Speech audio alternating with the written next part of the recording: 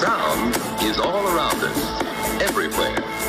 It beats at our eardrums until much of the time we're hardly conscious of it. But on this particular Saturday morning, Jimmy Foster suddenly became very conscious of it.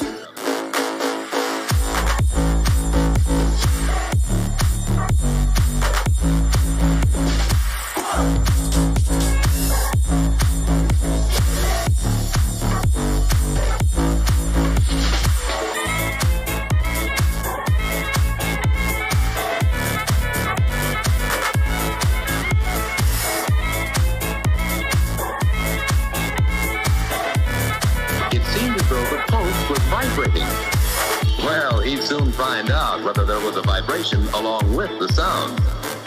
The scrap of wood showed him that when the bell sounds, it does vibrate. Try this, Jimmy.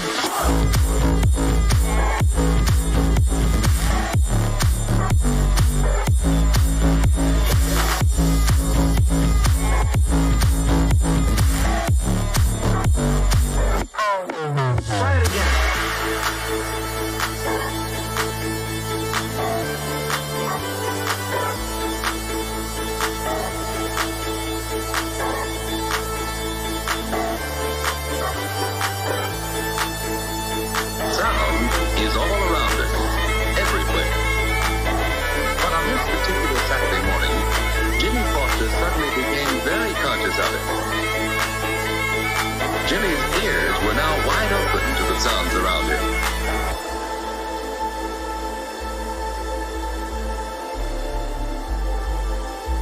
Say, that's wonderful. It sounds as if it's right next to my ear. Short waves for a high note, long waves for a low note. So you see, the loudness of any sound you hear varies with its intensity and its distance from you. Be careful, Jimmy, it corrodes my radio club. Now watch.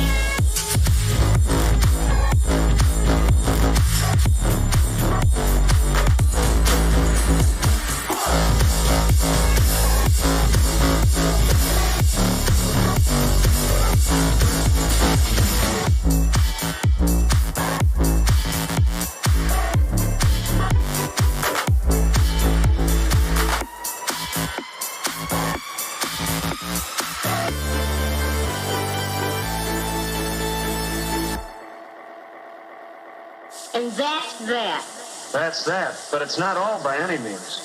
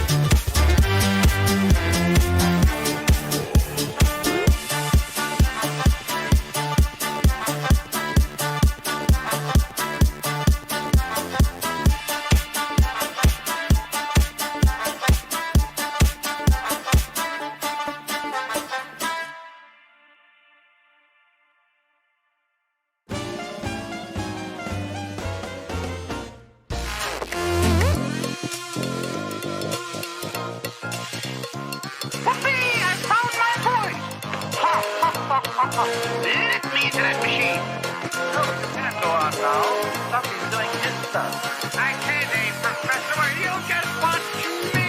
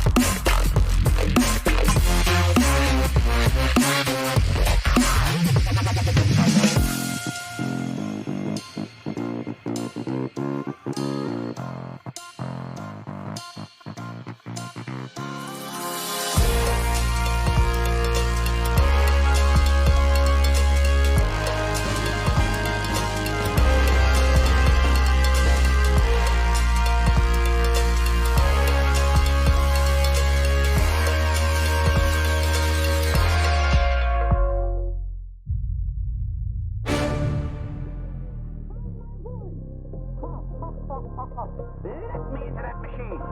No, you can't go on now. Somebody's doing his stuff. I can't, Professor, or you'll just watch me.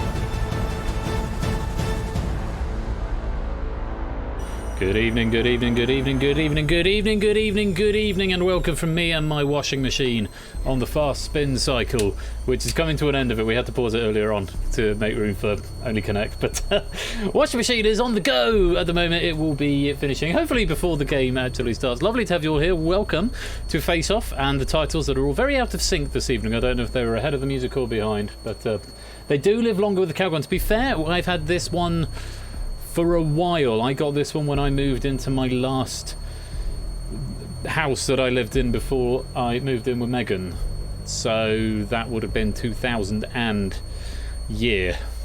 14, I want to say. So it's probably high time we got a new one, and as and when we move house, we probably will get a new one. But the emote will stay because the emote is Thank you, washing machine. The emote is now part of the course. Anyway, lovely to have you all with us this evening. I hope you're keeping well. Let me say good evening to you all. We've got a We Like Shapes, we've got an Apodo Nuevo, we've got an ABME, Vitrudel, Innis, Topper 1, Procyon, Cola, Nano Owl, The Lupine One, Amy, Kira, Hodders, Lingomaniac, Jogging Chum, Claire, Samster, Score Count, good evening, Tyson Bain, JY, Ash, Ardenfett, Oni, Ian Sun, Mr. Quidsworthing, David Bodycombe, Melody Rainpod, G. Isons, DC Simmons, Stushka, Matt the Ref, M. Clemson, It's Sotley, Big Screen Quiz, Buzzer Bob, M3 Times, Punman Ben, Jack Wilford, and everybody else who is hanging about in the stream but not wanting to speak in the chat. You're all very, very welcome, and it is lovely to have you here. I have paused notifications for now, but thank you very much to as Streamlabs sorts its life out. There's been a couple of resubs. It's Sotley resubbing. Thank you for the 2-month resub at Sotley. And G. Isons, thank you for the 4-month resub with the message that said, come on, Stream Deck, do your thing. My God, that took far too long. Yeah, I managed to get a sound test. Thanks to Toadboy for the sounds. I'm not trying to steal it. It was imparted upon me by Toadboy, and he said you've got to do it. So yes, thank you for that that resub message. A couple of raids came in as well. Thank you to DC Simmons, and I think it was a Big Screen Quiz who raided as well, or Mr. Quizworthing. I knew they had a quiz in the name, but thank you for the raids, and thank you for everyone for coming in to support this evening. Yes. Yay, indeed. I've got some sounds, and we'll go through those at some point over the course of the night, and that will be the correct thing to do. I'm going to stop that now because I need to concentrate on this here face-off game. We've got a lot to get through tonight, so I shan't spend too long waxing lyrical about the shape of the day. We've got League face-off match number 1, which is about to happen imminently, so for the majority of you can sit back, relax and enjoy the action.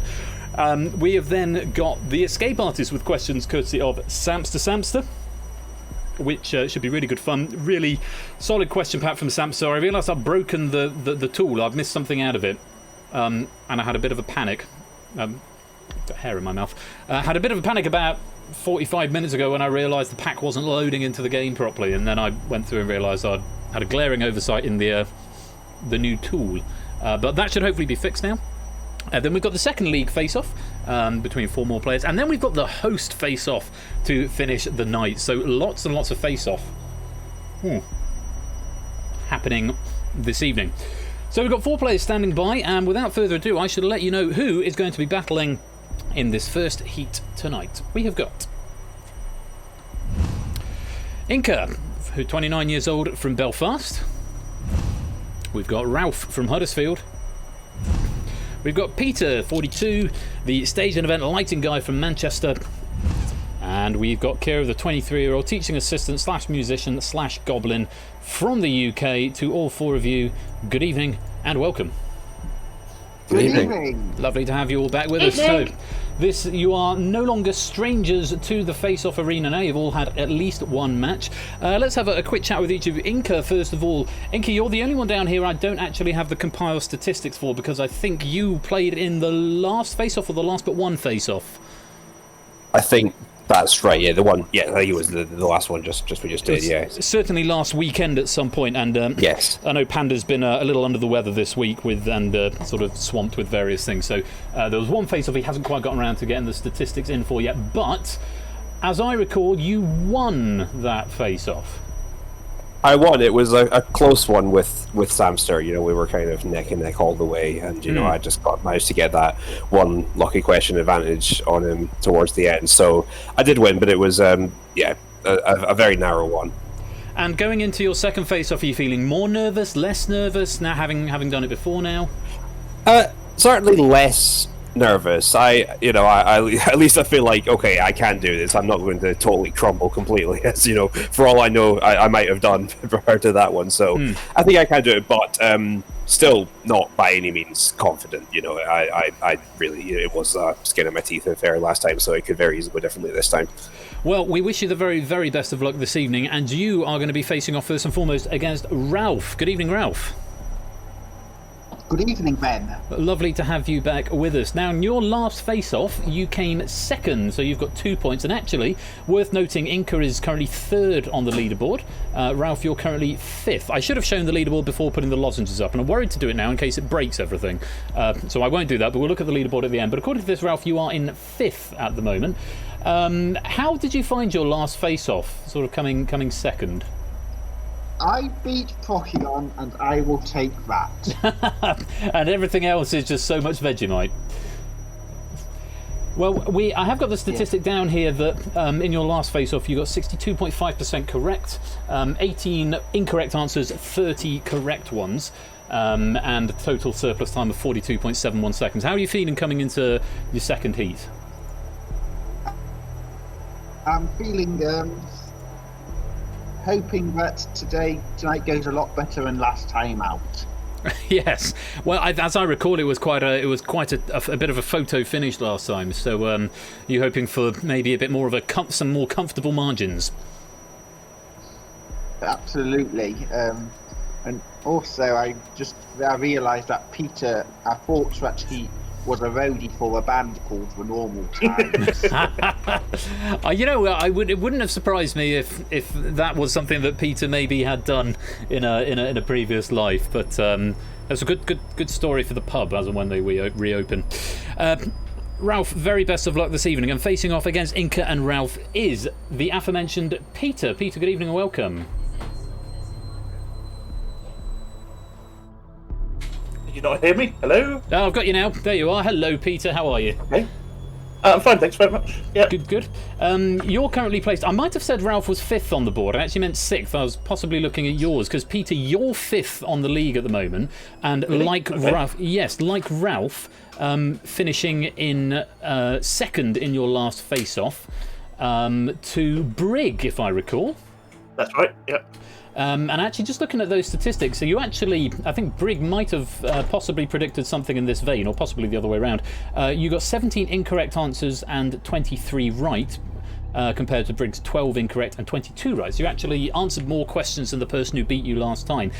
How does that sort of weigh up going into this face-off? Are you setting any store-by statistics at all, or? Well, not yet, because I've only played one game, really. And I mean, I was on the first podium last time, so I mean, I don't think it makes that much difference. But it was by starting off, that's sort of an extra question on the stats, really. Mm-hmm. I'm a bit worried about playing against Inca tonight, but we'll see what happens. Really, as I say, I've only played once before, so. Let's see what happens tonight. What will be, will be. Well, Inca has certainly made a little bit of a reputation for themselves here, but Peter, we wish you the very best of luck. And facing off against Inca and Ralph and Peter is Kira. Kira, good evening and welcome.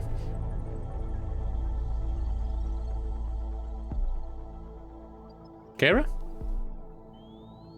Have we lost Kira? Hello, sorry, my internet's not working. Ah, nightmare. Well, I say not a huge amount one can do about one's internet issues if your internet service provider is going to be a bit of a nightmare about it. But welcome to the game. Thank you. How are you doing? Not too bad at all. Kira, last time you managed to get 1 point, finishing in third, and 37.62 seconds in the bank. 11 wrong, 7 right. So maybe coming into this as a statistically a little bit of an underdog.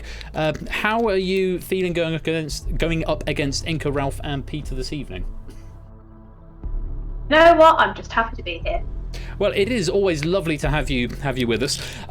Very best of luck to you, Kira, and to all four of you. Now, you all know the rules. I can only accept your first answer. The question will appear in the broadcast studio as well as me reading them out. You are welcome to interrupt me, but I can only accept your first answer. I may ask you to repeat it if you have an internet drop. The emergency stop button is generally reserved for errors that happen at my end, which hopefully, fingers crossed, won't be a thing this evening. Good luck to all four of you. Let's go to the face-off arena.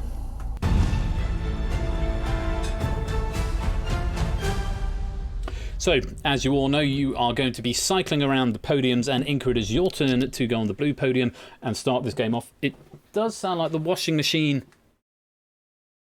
is coming to a conclusion, even if it's not concluded yet, but I'm hoping it's finished with the fast spin, so hopefully that won't interrupt us. Good luck to all four of you. Inca, you are starting us off, and Inca, your time starts. Now, Inca, armoured tanks were first used during which World War? World War II. Incorrect. World War One. Which word can come before station, shower, and steering to make three well-known phrases? Gas. No, it's power. Which first name links the director of the film E.T. and the rock star father of actress Liv Tyler? Stephen. Correct. Ralph, which famous footballer won his only FA Cup winners' medal with Blackpool in 1953 at the age of... Correct. Peter, in archery, what cue is the specific name given to a crossbow arrow? Quarrel or quill? Quill? No, it's quarrel. In which Bond film did Judi Dench make her debut as M? Casino Royale. No, it's Goldeneye. The Collegiate Church of St. Peter Westminster is better known as which famous building? Westminster Abbey? Correct. Kira, what is the crocodile, a herbivore or a carnivore? Carnival. Correct. Inca, in which body organ are the semicircular canals? The heart. No, they're in the ear. What S is the spontaneous muscular activity undertaken by the body when it's cold and needs to generate... Shivering. Correct. Ralph, which country is the backdrop for the 1994 film The Adventures of Priscilla, Queen of the Desert? Egypt. No, it's Australia. What is 99 plus 7? 106. Correct. Peter, in slang, prefixed by the word big, which dairy product refers to someone considered... Cheese. Correct. Kira, which British sitcom has featured the characters Norman Clegg, Auntie Wainwright and Smiler? Us. Is the last of the summer wine. Throughout the 1990s, Boris Yeltsin was president of which modern-day country? Us. It's Russia. What C is the name for an agreement between two or more businesses for regulating output and fixing prices? Us. It's a cartel. Checkpoint Charlie was one of the main crossing points between the east and west of which city? Brussels. No, it's Berlin. Which three-word colloquial term refers to a child born by in vitro fertilization? IVF. No, it's test tube baby. Hydrodynamics is concerned with the motion of what? Gases or fluids? Fluids. Correct. Inca, according to the well-known proverb, when the cat is away, what will the mice do? Play. Correct. Ralph, the 1962 film in which Burt Lancaster portrayed a prisoner who looks after a sick bird is the Birdman... Alcatraz. Correct. Peter, what is 84 divided by 4? 21. Correct. Kira, in the 1960s, TV presenter David Frost coined the phrase hello, good evening, and what? Welcome. You're just out of time, I'm afraid. What was the answer you said just as the sting kicked in? Welcome. It was welcome, hello, good evening, and welcome, coined by David Frost in the 1960s. Bit of a tough opening round, and not just for one of you. A bit of a spread across the board there, and relatively low times considering. But it is the end of the round, and Kira, you have run out of time. I'm afraid you will get no points for this heat. But thank you very much for joining us. Anything you'd like to add before you leave us? Best of luck to the others, and I hope that the questions are maybe a little bit kinder, if not just have a fab game, and everyone have a great evening. Thank you. That's what we'd like to hear. Thank you. Thank you. Thank you very much indeed, Kira. We'll see you next time. See you later. So, Kira leaves us, and the three remaining players, Inca, Ralph, and Peter, will progress to round 2. Let's go there now.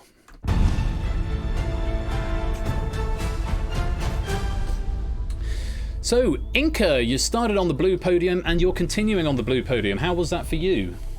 That was a bit of a shakier start than I was hoping to have. Yeah, not. Yeah, Yeah, tricky run. I think you missed 2 or 3 questions at on the first go round there.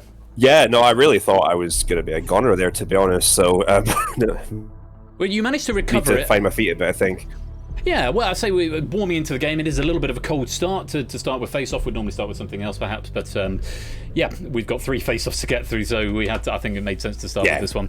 But you are through to the next round, 90 seconds back on your clock, so well played. Peter, as for yourself, not too bad. A little bit of thinking time on one of those earlier questions, which was that a wise thing? Do you think you could have got it, or do you think you could have passed it earlier? It was fine. Having seen Inca get stuck on a few questions, I thought, well, I'll slow down a little because I had a little bit of headroom.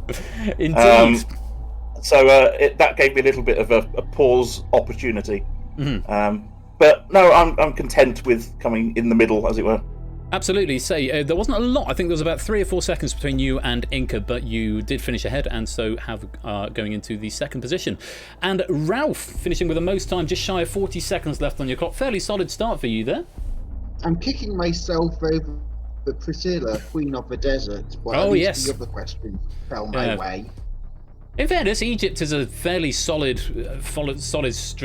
logical guess. And actually, when these came up in test mode earlier in the week, when I was looking through the questions and proofreading them ahead of time, I didn't know that one either. And I think I probably said something like Egypt or South Africa or something. But in the past now, you have come through with about 38 seconds of time going into your surplus bank, and you are going to be going third for the advantage of going third.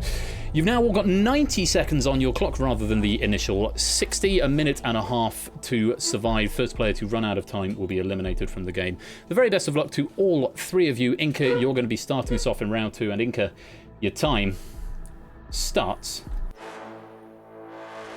now. Inca, in the New Testament, what was the original name of the apostle whom Jesus called Peter? Simon. I'll accept. Simon Simeon. Peter, which Roman emperor was the winner of the chariot race in the Olympic Games despite falling from his chariot? Nero. It was Nero.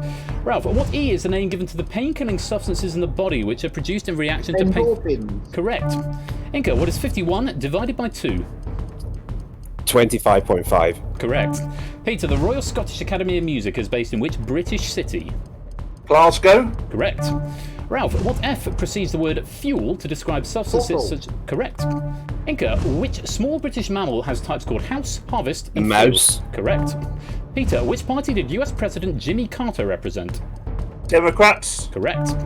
Ralph, which of these deer found in Britain is the smaller, muntjac or red deer? No, it's muntjac.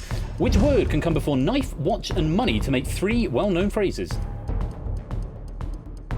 Pocket. Correct. Inca, what Z means to compress a file so that it takes up less space? Zip. Correct. Peter, the 1974 cult classic by Robert Pirsig was entitled What and the Art of...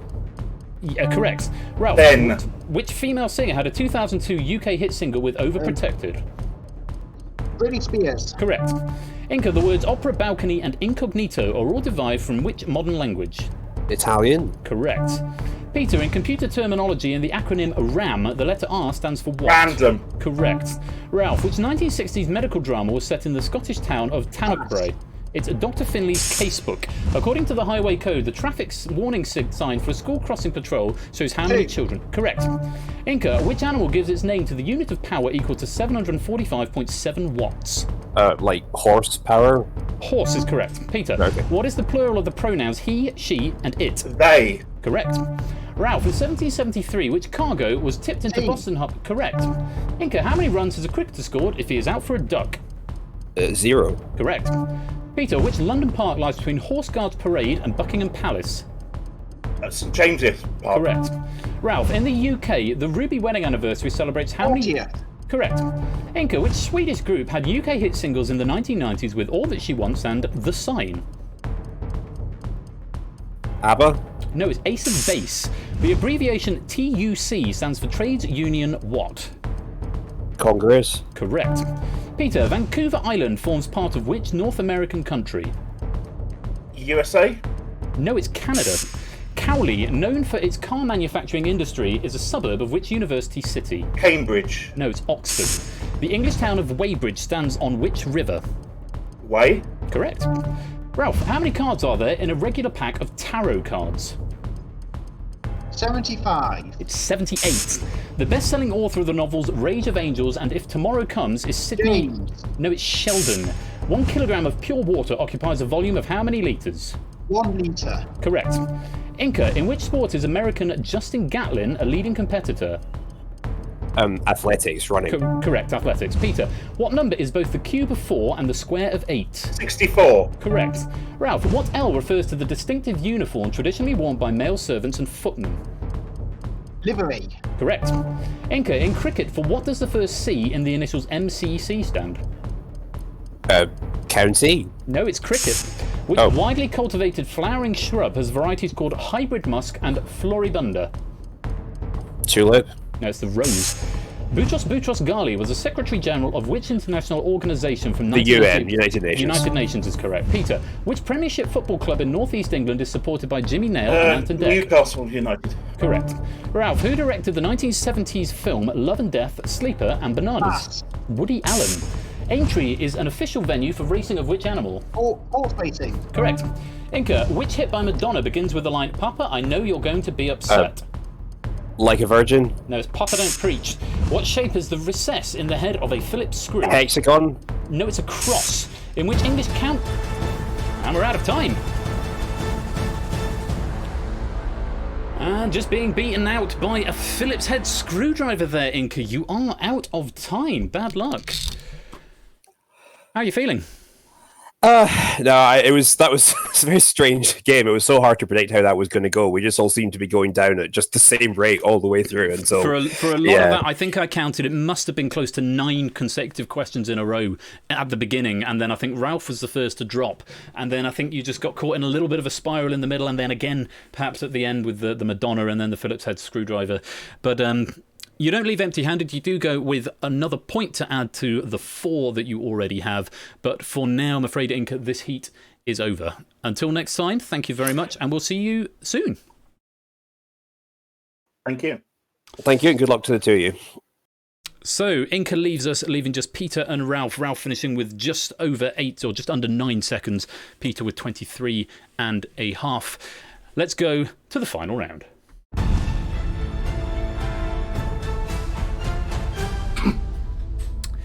So, Ralph, reversal of fortune. You're not on the third podium this time. You are moving on to the first. Just under 9 seconds left. How was that for you?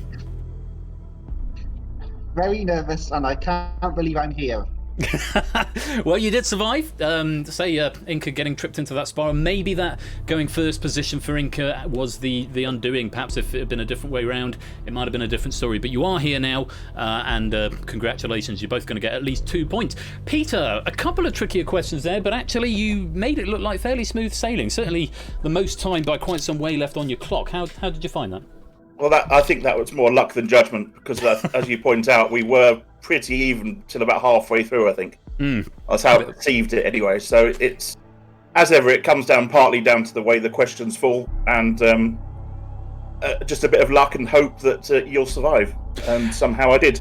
I have to say, I don't actually keep a very close eye on the clocks unless there's a lull while waiting for a player, because it's I'm staring at the console, looking at the questions coming up, determined not to stumble over my words. So yeah, sometimes if it's very, very tight, it's sometimes a bit of a shock for me when the timer goes off. But yeah, well, you are both here. Congratulations, and as I said, you will both get at least 2 points going into your next heat, or an additional 2 points, because you both finished in second in your last game. It means one of you is going to finish with 4 points on the league, and one of you is going to have 6 points on the league, if my maths is correct. Who will be the victor? We will have to wait and see. You've both got 120 seconds on your clock. The very best of luck to both of you. Ralph, you are going to be starting us off, and Ralph, your time starts now. Ralph, the seaside resort Southend-on-Sea stands on the Thames. Correct. Peter, which year came immediately before 54 BC? 55 BC. Correct. Ralph, the 19th century soprano Jenny Lind was widely known as the Swedish what? The songbird. No, it's Nightingale. The Russian October Revolution took place during which World War? World War I. Correct. Peter, on the coast of which ocean is the US city of San Diego? Pacific. Correct. Ralph, which device formed of a fabric canopy connected to the harness shows the fall Parachute. of... Correct. Peter, in a modern car, there are typically how many reverse gear settings? 1. Correct. Ralph, in which sport is the Daytona 500 a prominent event? Motor racing. Correct. Peter, Loch Ness is a lake in which country of Northern the UK? Ireland. Correct. Ralph, what A was the name for a chemist whose aim was to turn... Alchemist. Correct. Peter, what is the three-letter name of the mountain-dwelling Tibetan ox known as the grunting ox? Elk. No, it's yak. Guy Who was caught as one of the members of the Hawks. Correct. Ralph, which word can mean an affectionate greeting made with the lips and also the gentle touching of two Kiss. Correct. Peter, what Q is the minimum number of members of a society? Quorum. Correct. Ralph, for which manufacturer did Michael Schumacher win his fourth World Ferrari. Championship? Correct. Peter, in 2006, who succeeded David Beckham as captain of the England football? Wayne Rooney. No, it was John Terry. Alan Howling Lord Hope and his cat became joint leaders of which UK political party in 1999? Monster Raving Ludi Party. Correct. Ralph, in the 1976 film Taxi Driver, the line, "You talking to me," was delivered Woody by which... Allen. No, is Robert De Niro. The American tennis player whose surname can mean a small writing desk with drawers is Lindsay who? Davenport. Correct. Peter, which sporting activity can cause the condition known as the bends? Scuba diving. Scuba diving. Diving, I'll accept, yes. Ralph, when a situation is dominated by a factor of minor importance, it is said dog. that... Correct. Peter, the Latin phrase id est is more commonly denoted by which two letters? I.e. Correct.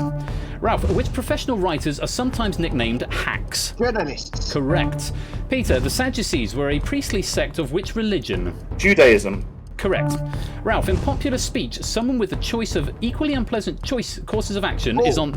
Correct. No, sorry, emergency stop. You said horn, didn't you? I said ball. You said ball. I thought you said... I thought you said horn, and I was reading the word horn at the time. The answer was actually dilemma, so that's actually an incorrect answer. I'm going to put the clock back onto you because it's currently going to be on Peter. Just give me a second to do that. Apologies for doing that. It's one of those weird quirks where you said something I was reading at the time and therefore automatically hit the right answer.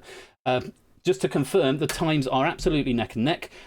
Ralph, you've got 56.8 seconds. Peter, you've got 55.4 seconds. The active podium is going to be Ralph when this restarts. Let's force a timer update there. Come back to the game. There'll be a 3-second countdown and we will continue. Ralph, the question, if all is well, should be with you. Countdown starting now. Ralph, what S is the general name traditionally given to the first course of a 3-course meal? Starters. Correct. Peter, in which country is the race called the Curragh? Ireland. Correct. Ralph, the nickname Chippy is applied to members of which profession? Fish and chip shops. No, it's carpentry. Of which European country was Kurt Waldheim president from 1986 to... Luxembourg. No, it's Austria. Which astronomer first deduced that the orbits of the planets around the sun are... Copernicus. No, it was Kepler. How many points does a starfruit have when cut across the middle? 5. Correct. Peter, what is the common name for the Battle of Abqur Bay, fought off the coast of Egypt in August 1798? Trafalgar. No, it's the Battle of the Nile. The seaside town of Southport overlooks which body of water? The Atlantic. No, it's the Irish Sea. The fertility expert who presented the series Child of Our Time is Robert who? Winston. Correct. Ralph, Thomas Arnold was a famous headmaster at which public... Eton. No, it's rugby. Steven Spielberg directed which famous 1977 science fiction film about Close visitors... Encounters of the Third Kind. Correct. Peter, which British actress has written novels including Star Quality and Love and Desire? Pass. And it's Joan Collins. Which London park was enclosed as a deer park in 1637 by Charles I? Richmond Park. Correct. Ralph, the Appalachians is a mountain range located in the United States of which... Canada. Correct. Peter, which American composer wrote the scores for the films Saving Private Ryan and Jaws? John Williams. Correct. Ralph, the game of bridge evolved from which other card game? Canasta. No, it's whist. In which country of the UK is the border town of Berwick-upon-Tweed? England. Correct. Peter, the island of Montserrat is an overseas territory of which European country? France. No, it's the United Kingdom. The dandelion brings to which family of plants? Buttercup or daisy? Buttercup. No, it's the daisy. What? Oh. Wow. Unlucky at the end there. And with apologies for the emergency stop in the middle, it was neck and neck at that point, and it was just one of those weird, quirky things where I think the answer that you said, Ralph, was the word that I was reading at the time, and so my brain automatically went correct. I think I got to the emergency stop pretty quick, and the game continued as anticipated. So apologies for breaking the tension, and apologies to the audience for breaking that tension as well. Peter, I'm afraid you're out That of was time. unfortunate there, wasn't it? A bit of a run there, yeah. The Montserrat is a member of the United Kingdom, apparently, and the Dandelion does belong to the Daisy. So, bit of a run of luck, but absolutely neck and neck all the way down. You've certainly done yourself proud, but it's an equal to last time, another 2 points adding on to your score. Have you had a good time? Yes, thank you very much. Yeah, that was great. Well- And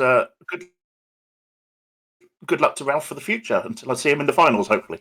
Yes, indeed. You certainly won't meet again until at the very earliest the semi-finals, if not the finals. For now, Peter, we have to say goodbye, but thank you very much for playing, and we'll see you next time.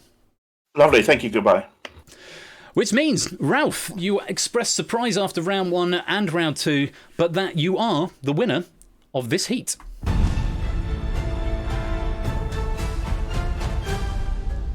Well, very, very well played, Ralph. You've got yourself 4 points. That will take you up to a total of 6. How are you feeling? That was one for the ages. I think it was a bit. I think Everything. that was the face-off that had it all. It did. An emergency stop, correct answers that we thought were wrong, spiralling out of control, and nail-biting finishes there. But you have emerged on top there. Again, apologies for that mispress of the button there. You did get yourself into a little bit of a spiral, and I think there was one point, actually, you expressed an audible annoyance with yourself over the fact that I think you gave an answer for a multiple-choice question that wasn't an option. Yes, you are very good at answering the questions quickly, but I think that one maybe just caught you out. I preempted in the words of Ash when he does outright. Indeed. Which can be a very good strategy in this game because every second is important, but just that one it caught you out. But for the most part, it does seem to have done you very well. Ralph, let's go and see what that's done to the leaderboard. And naturally, as the winner of the second game, you have moved up to the top there, Ralph. Time surplus 98.85 and 6 points on the board. Inca, despite going out first, does retain that second place spot, though there are 12 players below him who have a game in hand. He has for now got 5 points. Peter, having played 2 games, moves up to 4 with 104.84 seconds in the time bank. Kira in the last spot of the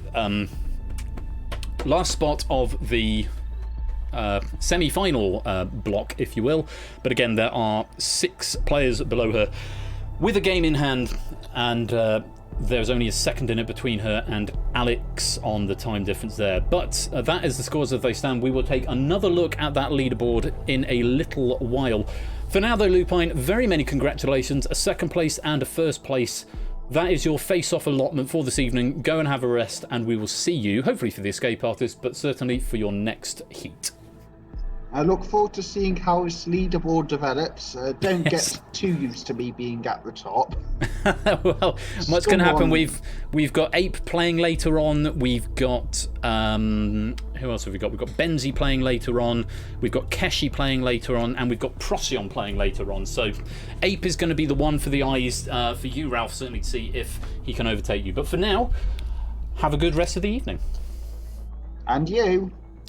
So, Lupine moves to the top of the leaderboard after winning his face-off, 98.85 seconds in the bank. Will it stay that way? Time will tell. I do hope you will join us for the next face-off heat, which will be in about an hour and 15 minutes time between the people I just mentioned there, Ape and Benzi and Keshi and Procyon. Should be a really good one to watch. We will be playing that immediately after the Escape Artist, and then of course after that face-off we've got the host face-off where I get a little bit of a taste of my own medicine.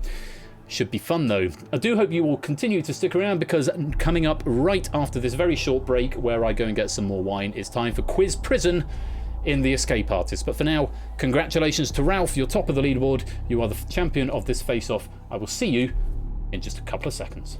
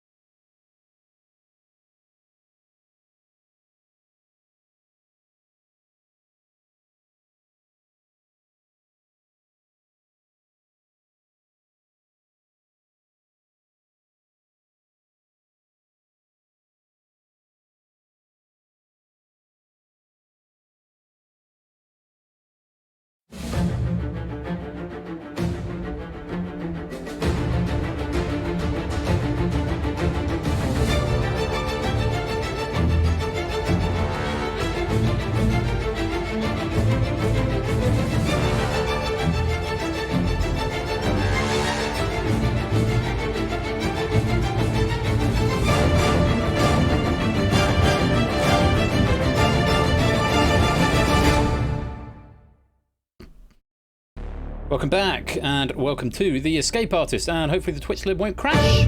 It will not. LDFX.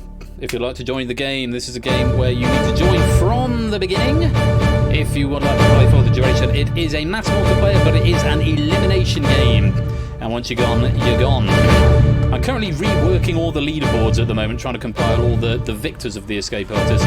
We can house up to 52 people, so do please make your way in. Very important to note that this game is played in whispers. Whisper to Persephone's Twitch bot after you've done the initial code. Unless you want to do what Top of One Gaming is doing right now, make your avatar speak, which you do by typing ! followed by a message into the public chat. I've just realised I haven't updated what we're actually playing on the currently playing. Which is really bad. It says Wheel of Fortune and Deal or No Deal. So that's from the other day. But there we go. So ! followed by a regular message into the public chat if you want your avatar to speak. Everything else goes to the bot. This is the Escape Artist. There are 3 rounds of 10 questions, and we're very grateful to Samster for providing this question pack. It's a very good question pack, very well balanced. I had a proofread of it this morning, and it required minimal effort on my behalf. I have to say there are only 3 that even had small question marks on them. So grateful to Samster for this. Objective of the game is very simple. Sinful? That's not a word. Simple. You need to escape. And you escape in a number of different ways. In round 1, you escape by answering 5 questions correctly. They can be any of the 10 questions, I should say, and they're worth a different amount of points. One of the things I do have to do on this to-do list is to make the font bigger, which I might do manually after the fact. But in the top left-hand corner, it shows you how many points you're going to get for each respective question. A great big noise. Thanks to Lupine1 for the 7-month subscription there. Attempts to add fluffiness to Quiz Prison despite the jailer's best wishes. Yeah, we could certainly do that with a one of them. Wrong game though. Thank you very much for the 7 months there, Lupine1. So, what was I saying? Yeah. Once you've answered 5 questions, you cannot answer any more, and those points are locked in. You escape into the next round, but the points carry over, and so you want to accrue as many as possible. So it's a bit of a risk game. The easier the question, the fewer points you get. The harder, the more points you get. You are eliminated in one of a few situations. You'll notice 3 green lights in front of you. If you get a question wrong, one of those lights will go out. If all 3 lights go out, you are eliminated from the game. That's number 1.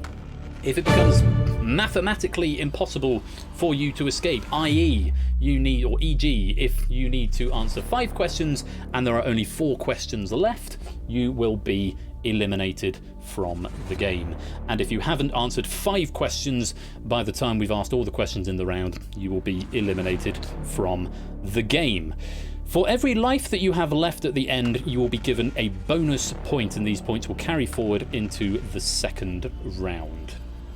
That's about the long and short of it. You're answering full answers. It's not multiple choice. Full answers being whispered to Persephone's Twitch bot. There is some leeway for alternate answers, and there is an 80% accuracy metric on the spell checker. Good morning, 8Minky. Welcome back to us. Yes, I can override at this end if an answer is sort of, if I deem it to be right and it's just a typo and it's not been caught by the spell checker, then I can manually override answers. Look at this, we've got 45 people. We're very close to a full prison, which is very gratifying. Thank you all so much for joining. I'm going to give it another minute because this is a game you have to join at the beginning, and after that you can't join again. So in case there's a few people who've been AFK and looking to come back, I will just give it a few more minutes, a few more seconds for people to come and join. Zeus is scared of heights. Get me down. Well, Zeus obviously winning the last game of Red Herrings, so a lot to live up to, perhaps, which was a game I think we played at the end of last Saturday night. But 45 people in at the moment. The biggest thing for round number 1 is that you can only answer 5 questions. You must answer exactly 5. Once you have answered 5, you cannot answer any more, and the points that you get for each question will be displayed. They don't gradually get harder. They'll be in a random order. So the first question might be worth 10 points. That'll be the hardest question of the lot if you get it right. The first question might be worth 1 point, which will be the easiest question of the lot. Prison architect needed. Possibly. I did think when I first designed this it was going to be a sort of a game in the round, and we're going to have 4 podiums, which is a way of extending it if I absolutely need to, and it's looking like it's getting to a point where I might have to start thinking about that soon. 72 viewers according to the stats on Twitch, and only 4 spots left. So do come and join the game. if you'd like to get a full prison. There can only be one winner, and of course we can end up with a situation where there are no winners of this game, as happened at the charity stream on David Bodycom's pack. There were no winners. Can happen, and it's very sad when it does, but it is a possibility. One other thing to say is to keep your eye, if you haven't played before, on the chat, because chat is king. If you're running with a little bit of latency, particularly if you're playing on a mobile device, it might be that the question on the screen is appearing 5 to 10 seconds after it appears in the chat. So do keep your eye on the chat, because that is where the question is live, or as close to live as we can get. Right, I'm going to give it one more pan after this one, and then we're going to lock it up and we're going to play the escape artist. So you've got about 30 seconds to come and join if you would like to. Look, an emoji. Nice when that happens. Right, so final pan coming in. Last 10 seconds if you want to join. And then I'm going to lock it up. 4 empty spots, which is very gratifying to see. Okay, that is the end of the final pan. It's the escape artist. Let's lock you in.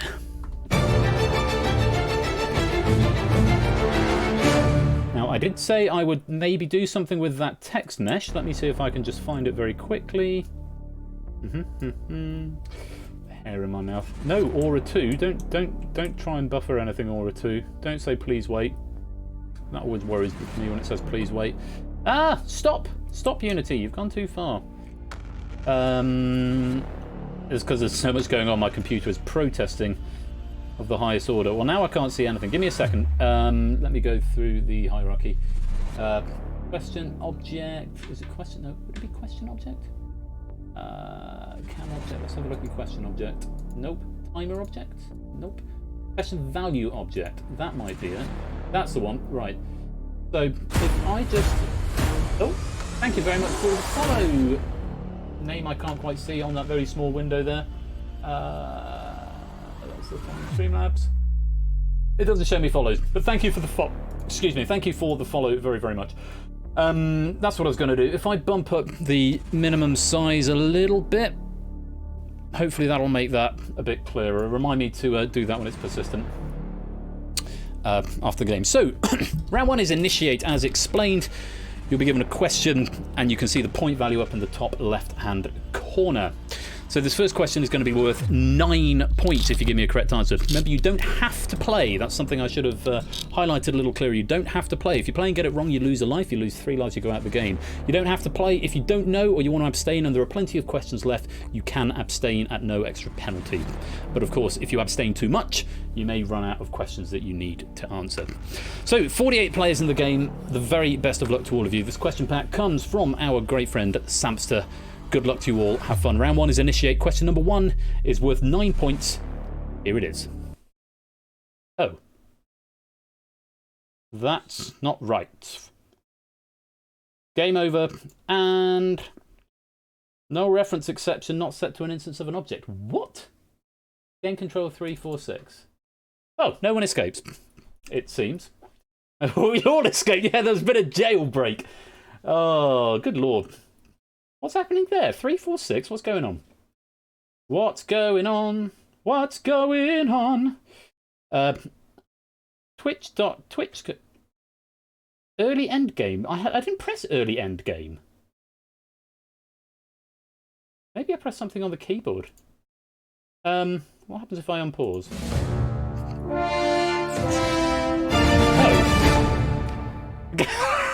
Oh. Well, if I unpause it, we get, yeah.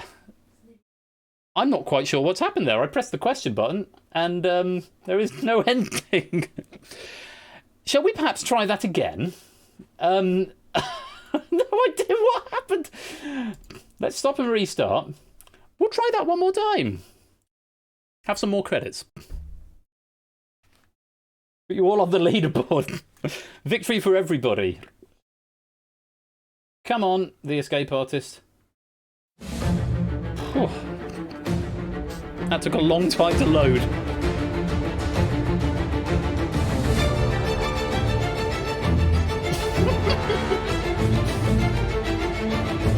Yeah, sorry, Ash, you missed everything. You must have fallen through a hole in the space-time continuum in the kitchen. What are all these warnings I'm getting?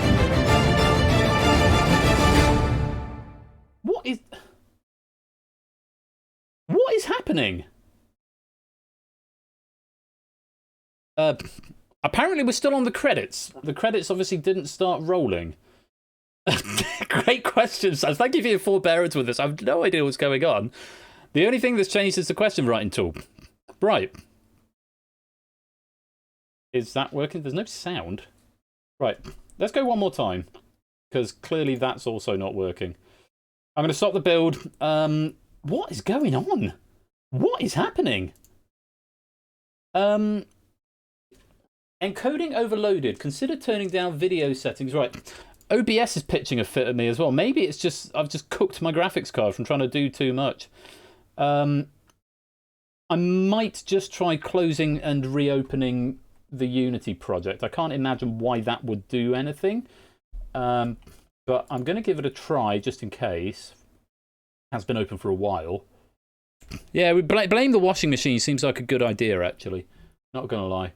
Give it a sec. Let's reboot the escape artist. All the settings should be back in the place where they should be. Yeah, yellow card for Unity. I think I just need to upgrade my computer. I need a second computer, the power of a second computer, to make it work like all proper and stuff. Oh, goodness me. Goodness me. Well, we're nearly there. We're getting there. It's subbing. No, I'm not doing it just to make you feel better, Scott. I'd rather we were halfway through question 1 at this point. Not going to lie. Right, let's put you. Oh my God, get some more RAM in this machine. Let's put you there. Let's maximize you. Let's go to controllers. Samster's question pack is loaded. Test mode is off. Let's try third time lucky. Virtual reality supported is obsolete. Okay. Thank you for that warning. This feels better. Yes, I need to download more RAM. This will solve the problem.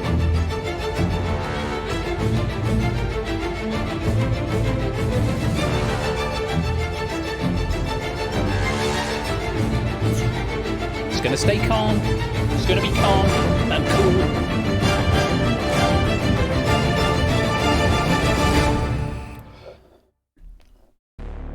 We've got a sting. Swug. It's laughing at me. Oh, God. Yeah, and now the Twitch lib crashes. God's sake. Twitch lib, why you crash? Fourth time lucky. I'm not going to... Yeah, the code is... I must update the Twitch lib version. It's on the to-do list. Drink more wine. This is always the answer. So let's get to the point. So if you're getting tired of the theme tune now, this is sort of a little bit what it feels like developing the games. Sorry. Good point. My bad. Sorry, that was my bad. I forgot to change the overlay. The code is RVDL. There we go. Really? Oh, for God's sake. What now? Thread dispatcher again, but it was working. I'm just pressing unpause. Is it working? No, it's not. It's stopped again. Oh. Okay, I'm not going to panic. Why is it whenever there are errors, the audience numbers go up? Let's try it again. 2 Twitch lib crashes in a row. I'm going to counsel patience on joining the lobby.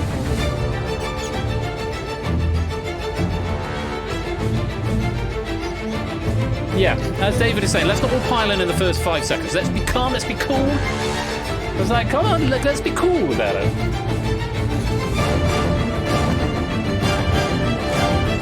Face Off is still open but not running. So that shouldn't be affecting, at least I don't think it is. JCEO, the junior CEO. Yeah, let's just chill our way into the lobby. There we go. Nice chill lobby join. chill. Chill lobby join. It's good. Hashtag chill lobby joining. Oh, I need some sounds to make myself happier. Although this has been a little bit of a... There's been a little bit of that at play here. Possibly that. That's how the stream went.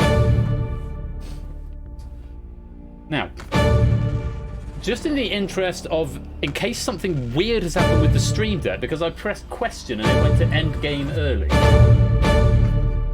I'm very tempted to use the buttons in the game. Okay. Looks like we're good. Looks like we're good. Looks like we're good. It's working now. Must update the Twitch deck. Or come up with a sensible way of being able to skip the credits that isn't test mode, because test mode just automatically populates it. Right, we're up to the same number of players we had before. We're up to 48. We're at 48. 4 more spots, if anyone wants to come and join. I'm not going to explain all the rules again, because I have already done that. Yeah, it's all good. Anyone wants to join? Anyone wants to join? Yeah, the testing lozenges are all seemingly working. Hey, we've got more than last time. 3 spots left. Come on, come join the game. Come join the game. If I could get a full prison, that would make me so happy. If you want to come join the game, that would be amazing. Just for the bants. Just for the bants. Fill the prison. Would you fill the prison, please? Maybe. It's up to you. Yeah, you should, Melody Rainpod, as long as you can whisper to the bot. That's very important. Mrs. Flush is drawing this evening. She's drawing a bit. As long as you keep your eye on the chat, Melody Rainpod, it should be fine.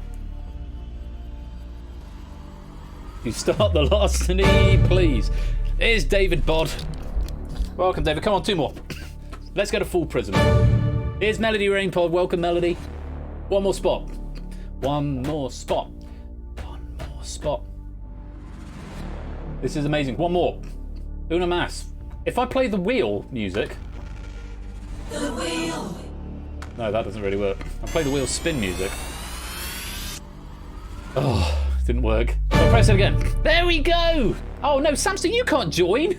No, you can, that's fine. If no one else wants to join, we'll have Samster in. Presumably Samster will go out in the first round, but that does make it a full house. Hooray! Thank you so much. Oh, who's left? Scorecount wants the end podium, as tradition dictates. Scorner. Right. Here we go then. The escape artist, you know the rules, I've explained them already. Hopefully you can remember them. What? Who's that? No, wait, come back. Stop it. I'm going to start the game. You very nearly got locked out of the game, Matt. Come back, if you want to play.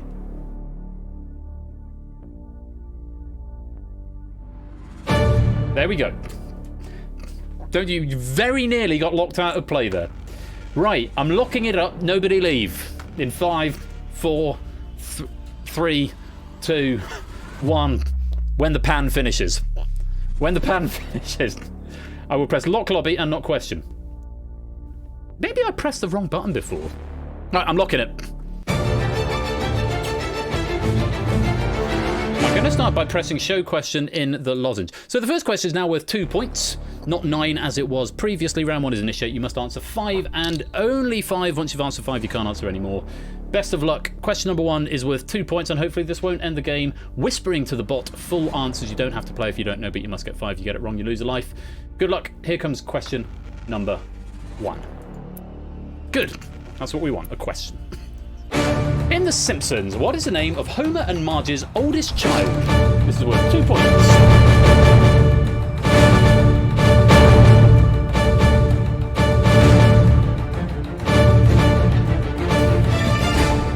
$40 out of 52 attempting this one. Not very many points available for it, but it might be a nice easy start. Let's take a look. The answer was... It's Bart. Bart is the eldest. Wrong answers there were Lisa. No, Lisa is the middle child. Bart is 10, Lisa is 8, Maggie is 1-ish, I think. So if you got that one wrong, you're going to lose a life. Everyone else, you have got 2 points on the board, and you are 1 step closer to freedom. Let's light you back up. On your marks then for question number 2. This one is worth 8 points if you give me a correct answer. Going to be a little bit trickier. Take a look. Let me know if you want to play. Question coming in. What's the chat?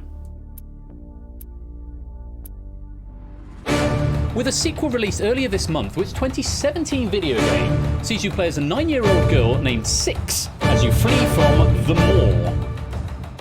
This is worth 8 points if you want to play it.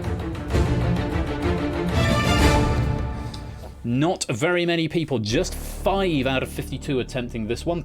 Yes, one of the trickier questions, but this is actually on my to-do list to play this new game, because I absolutely love the original. I haven't got around to playing the sequel yet. The correct answer is Little Nightmares. Well done if you got that. And it's going for Last of Us, not The Last of Us. Good thought. There was a sequel earlier this year, possibly last year, for The Last of Us. But I think the first Last of Us came out a little bit earlier than 2017. Little Nightmares was the game in question. The sequel came out this week, or this month, certainly. Darren Brown was involved in the publicity for that. Well done if you got that one right. 8 points added to your score. Let's light you back up. Was last year. Thank you, Time Strike. So, nobody in danger just yet, as far as I can see. Nobody down to their last life. Question number 3 is worth 4 points. Take a look at this. Dunklo Pro SB, Air Max 90 and Air Force 1 are all ranged in shoe by which sportswear company?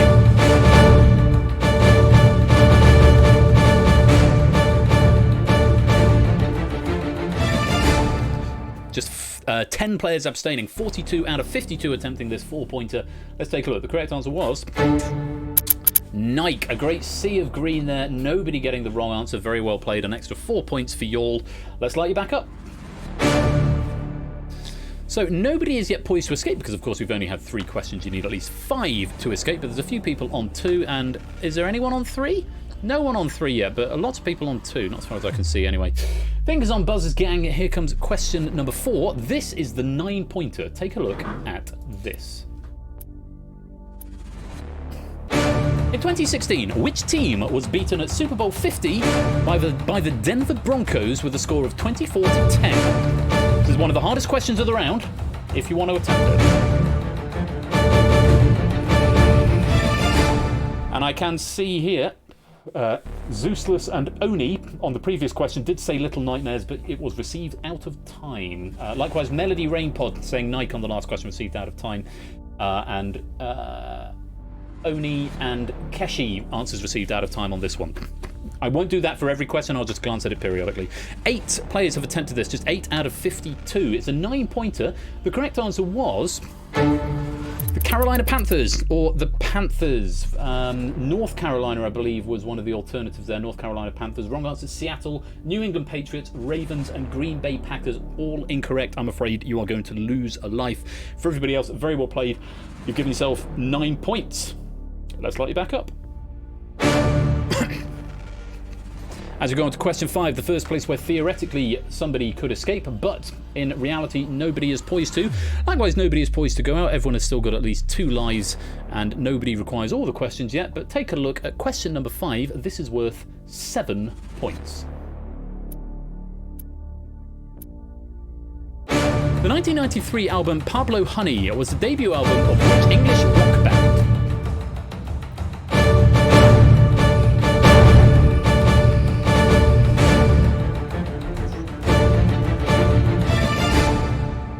Seven-pointer there.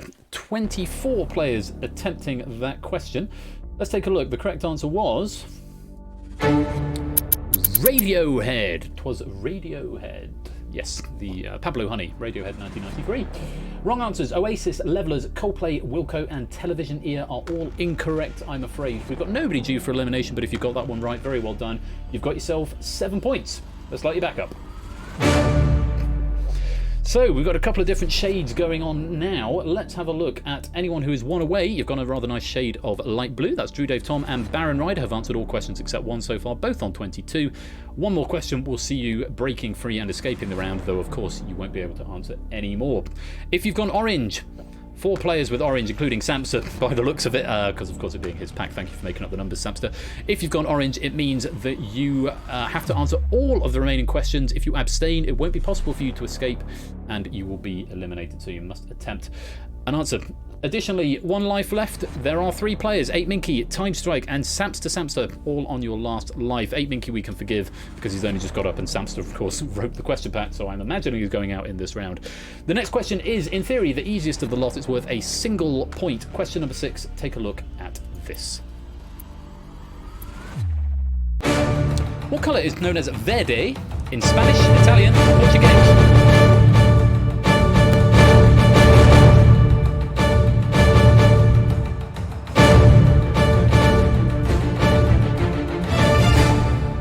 ...42 out of 52, just 10 people sitting this one out. Let's take a look. Correct answer was... green. Topper going for red, along with Drew, Dave, Tom. G. Eisen's going for blue. Melody Pong going for Gren. That's a typo that I can condone, Melody, because it's not like you've got the obvious wrong answer. It's just a short word. I'm going to condone that for you, Melody, and give you that 1 point. Have a point. Let's take a look then. Blue, red, and Gren, which I've condoned. So, Kyson, FTW, Big Screen Quiz, and Samster. I'm afraid for you 3, it is impossible for you to escape from the round at this point. There are not enough questions left. So I'm afraid for you 3, it is the end of the road, and it's the lights out.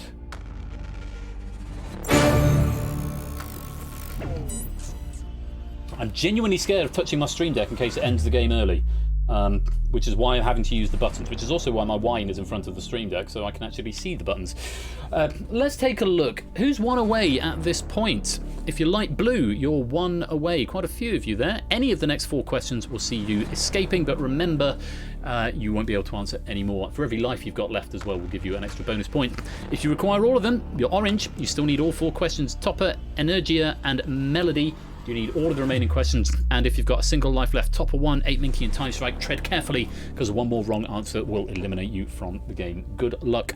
This is the hardest of the lot. Question number 7 is worth 10 points. Take a look at this. The works Still Life with Cabbage and Clogs, Crouching Boy with Sickle, and Fisherman on the Beach are early examples by which Dutch artist? This is a 10-pointer.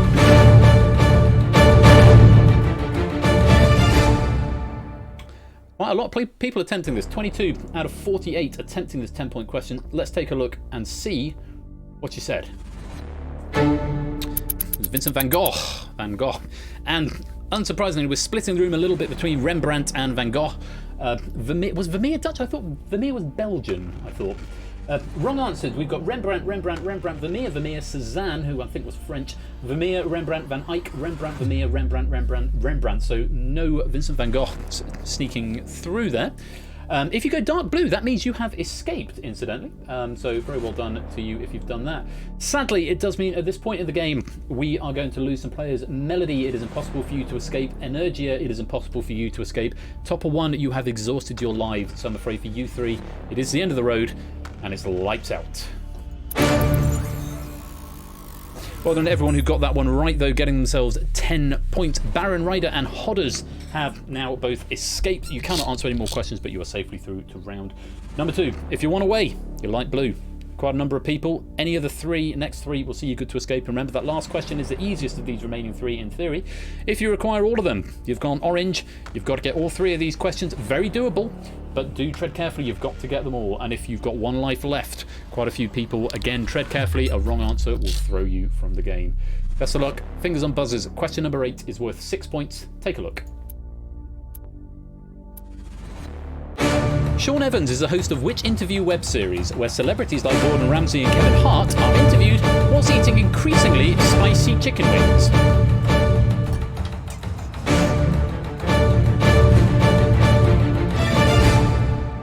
(19) out of 44 attempting this question, including a few people who look like they just need the 1 more. They're trying to maximise their score. Let's take a look. The correct answer was Hot Ones, and well done if you got that. JY going for Hot Seat, Prue's going for Hot Talk. Good logical guesses, but Hot Ones is the answer that we needed. Just those 2 incorrect answers there. And you're going to get another 6 points if you got that one right. A few more people escaping. Nekka Grandma and It's Sotley safely through to round 2 now as well. Very well played. Sadly, though, it is impossible for G-Eisens, Dunche, and Pokenuts. For you 3, it's impossible for you to escape. There are not enough questions remaining. I'm terribly sorry, but for you 3, it is the end of the road, and it's lights out.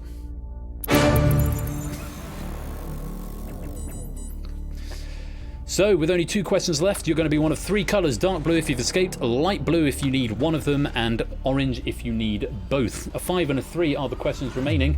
If you want away, you have that light blue. Any of the next... either of the next 2, the 5 or the 3, will see you escaping. And if you need them both, you are going to be orange. So tread carefully, because you've got to get them both. And for good measure, if you're on your last life, remember a bonus point for every life you've got left at the end. Good luck. Things on buzzers. Question number 9 is worth 5 points. Here it is. Which cartoonist and writer, perhaps best known for illustrating 18 of Roald Dahl's works, was the first British children's laureate? This is 5 points if you can give me the right answer.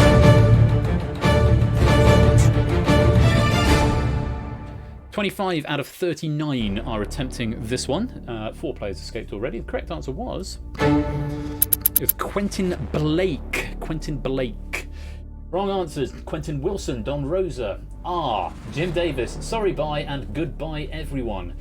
Oh, it's a little bit of a bloodbath of a question. Quentin Blake was the correct answer. We wanted Blake or Quentin Blake. 5 points if you got that one right, but sadly there are 11 players due for elimination here. Arden Fetz, Nano Owl, Amy, Time Strike, David Bodycombe, Adster, Clive the Legend, Kegler, Yellowtail, and Matt the Ref. It is impossible for you to escape. And ABME, you have exhausted your lives. It's also impossible for you to escape, but you've also exhausted your lives. So I'm afraid, brace yourself for the slideshow frame rate. For you 11, it is the end of the road, and it's lights out. Summarily eliminated from the game, which means 14 out of 52 have escaped. 18 could potentially escape, but they need to answer this final question correctly. They will get 3 points if they do, plus a bonus point for every life they have got left. But they've got to get this one right. Academic as to how many lives you've got at this point, and if you're blue or orange. If you're blue, you can't answer. If you're orange, you've got to answer. Very best of luck. Question number 10 is worth 3 points. Here it is. What flammable gas was used to lift the Hindenburg and is generally thought to have been the cause of its eventual explosion? Give me an answer. I'm waiting on 6 players, 4 players, 2 players, 1 more player, and that's an answer from everybody. Whew. Answer from everybody. Have you all given me the right answer? We could potentially have 32 players going through to round 2. Let's take a look. Correct answer is hydrogen. It was hydrogen. Some recent research suggests that actually hydrogen might not have been entirely at fault, and there were other things at play as well, but the gas that gave it its lift was hydrogen. Not a total bloodbath though, and there is a lot of blue on the screen, which is always very, very encouraging to see. Carbon, helium, nitrogen, helium, helium, helium, and nitrogen were the wrong answers given. It does sadly mean that 7 players have not managed to escape this round. Drew Dave Tom, Buzzer Bob, Mr. Quizworthing, Dogfish, Jogging Chum, Tyson Bain, and 8 Minky. I'm terribly sorry, but for you guys, it is the end of the road, and it's lights out.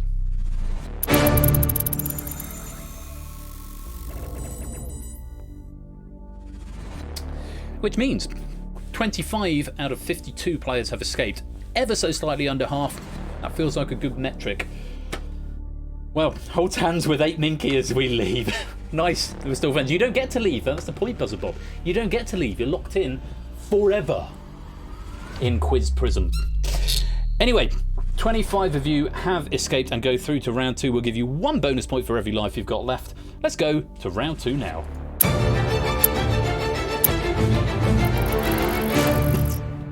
Oh, the lag on this computer. On we go then to round 2. Round 2 is sustain. Similar to round 1 in a way. We've reset your lives, you've got 3 lives again, and for every one of those lives you've got left at the end, we will give you 2 bonus points. Every question in this round is worth 5 points. You will notice the mesh up in the top left hand corner has changed to a target, which is now 55. This is calculated by the highest scoring player plus 15, which means even the highest scoring player, that's Procyon on 40, must get at least 3 correct answers. You need to hit that target before the end of question 10 in order to escape. If it becomes impossible for you to escape, i.e. you cannot accrue enough points with every question being worth 5, you will be eliminated from the game. Bonus points do not count towards that target. They're a bonus after you have to exceed 55 before those bonuses are applied. If you run out of lives, again, if you get it wrong, you lose a life. If all 3 lives are gone, you will be eliminated from the game. That's basically all there is to it. The only catch with this one is that after you have escaped, you can continue to answer questions. So if you escape after the first 3, for example, Procyon, if they get the first 3 right, then they will have escaped, but they can continue to answer questions, as can anyone else who escapes, up until the end of the round. However, if you escape and then run out of lives, you can still be eliminated. So you've got to think up the balance. Do I definitely know this and want to risk it for 5 points, or do I want to preserve my lives and potentially my future competitive integrity by not answering? It's entirely up to you, but you must escape before the end of the round. Round 2 is sustain. Every question is worth 5 points. The very best of luck to you all. Here comes question number 1. What word can follow but, car, and plank to form the names of 3 new words?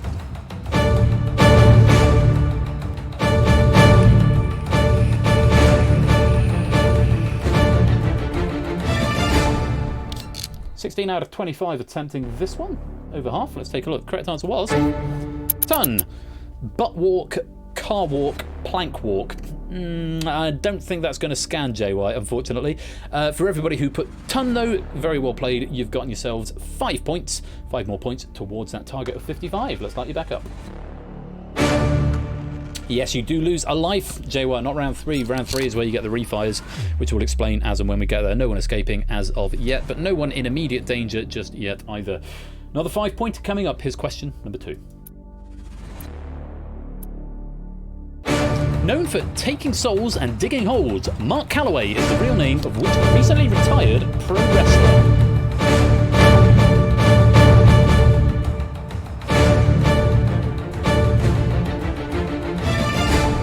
Just 2 people sitting this question out. 23 out of 25 giving it a go. Correct answer was The Undertaker. Cheery organ music. Everyone who attempted that one, getting that one right, getting themselves another 5 points. Very well played. Let's light you back up. Where are these questions? Round 1, says G. Islands. Jay White, you are now in a perilous position. You must answer all of the 8 remaining questions in order to hit that target of 55. If you do not, if you miss a question, you are eliminated from the game. Procyon, you only need 1 more. Any of the next 8 will see you escaping, but of course you can continue to answer after you have escaped. 10-second lag. If you keep your eye on the chat, or if you had kept your eye on the chat, you're out now, but if you keep your eye on the chat, the questions there should be relatively live. Question number 3, worth 5 points. Take a look. So the nearest whole number, 48 kilometers per hour, is equal to how many miles per hour?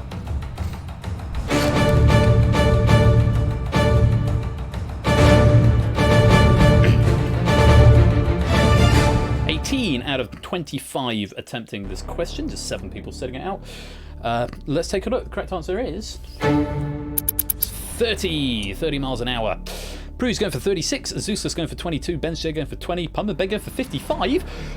Wrong way off here, Bum and Ben. Only going for 25, Jay White going for 8. Everyone else going for 30.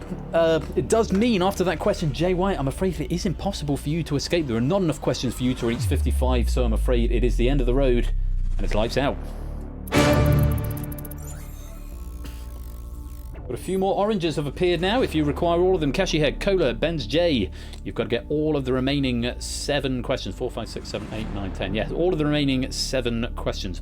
Nobody else yet poised to escape. Target is quite high because Procyon did play a bit of a mean game in round 1. Getting the maximum all but 1, I believe. Score count looks like they're next poised to escape on 47. Not a million miles ahead of Lupine, who's on 41, Brig, who's on 45, and Clemson on 41 as well. Mogra on 44. Those are the ones to watch, the next potential escapees if they can survive. Let's go on for now. Question number 4, another 5-pointer. Take a look at this. In the famous Sega franchise, what kind of animal is Knuckles?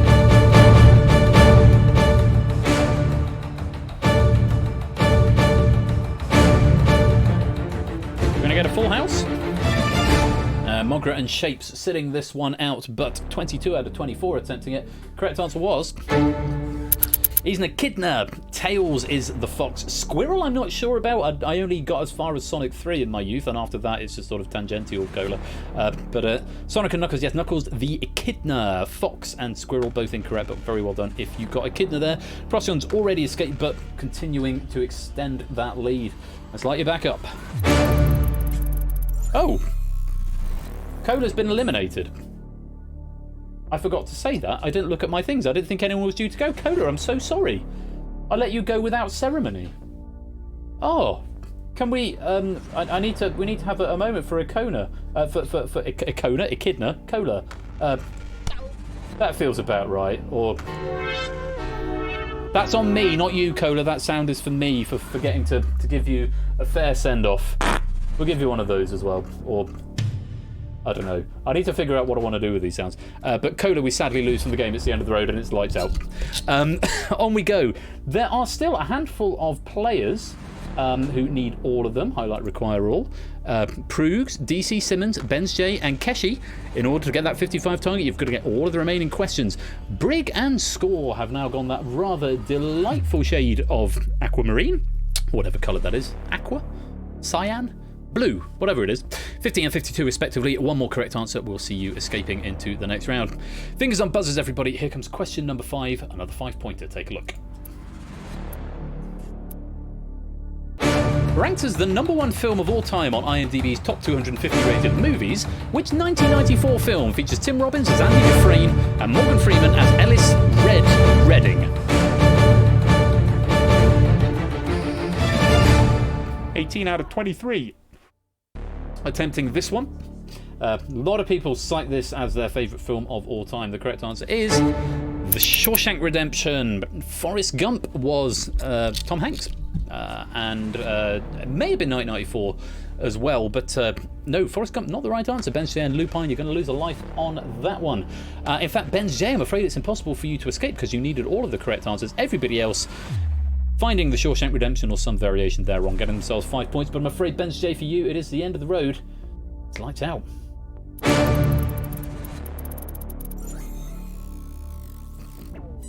And then there were 22 players remain. Brig still one away. Score still one away. Did they not attempt that question? I guess they didn't. But Brig, M. Clemson, and Score Count are now one away. I daren't touch my stream deck in case it ends the game. I'm sure it's fine, but I'm going to use the inspector buttons just in case, which is why it's taken me a little bit longer. 3 players who require all of them. Proves, DC Simmons, and Keshi Head. You are still alive. You must get all 5 of these questions in order to escape. Fingers on buzzers, everyone. Good luck. Question number 6. Another 5 points. Here it is. Get busy quizzing or get busy dying. I like that, M. Johnson. Question 6. Who was the first woman to reach the peak of Mount Everest and later became the first woman to climb the highest peak on every continent? Procyon's in. Proves is in. Unsurprisingly, slightly more poorly attended question, just 5 out of 22 attempting that. Correct answer was Junko Tabai, or Tabi. I had absolutely no clue on that when that came up. I had to go and check out the factoid that was given to me by Samster. Struck me as a bit of a hard question, but the variants in this round, they're all roughly in the same level, but there are a couple that fluctuate. I thought that was a particularly hard question, but very well done to Toot, Hodders, and Procyon, who got the correct answer. Sadly, though, Proogs and Keshi, you did need to give me a correct answer to that. Likewise, DC Simmons, who didn't offer an answer. So for you 3, I'm afraid it is the end of the road. It's lights out.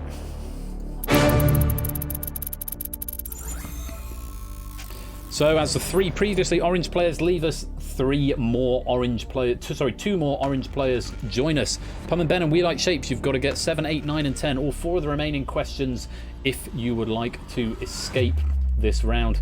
A couple more people now one away though. 2, Brig, M. Clemson, Hodders, and Score Count. Any of the next 4 questions will see you good to escaping. Remember, you can continue answering after you've escaped, but you can still be eliminated if you run out of lives. Nobody down at their last life just yet. Fingers on buzzers then, gang. Question number 7, worth another 5 points. Here it is. After being inspired by the Flash game Crush the Castle, which Finnish game development studio created the Angry Birds franchise?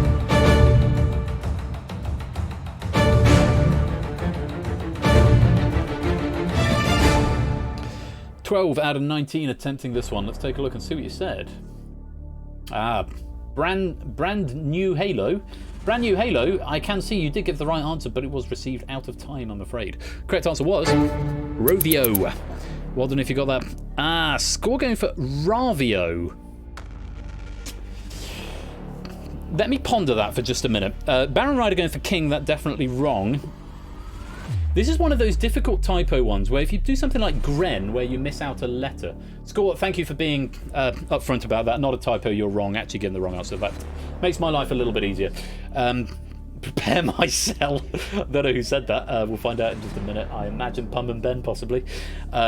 Yeah, just with this, just to address if there's an answer that comes in like that where it's maybe contentious, what a typo. The A and the O are nowhere near each other, so maybe it's an arguably, you could say. Thing is, if it was a longer answer, that probably would have got through, but as it's a short answer, it doesn't pass the 80% spell check because only 4 out of 5 letters are correct. So Score, I won't flag that, and thank you for your forbearance and your good sportsmanship here.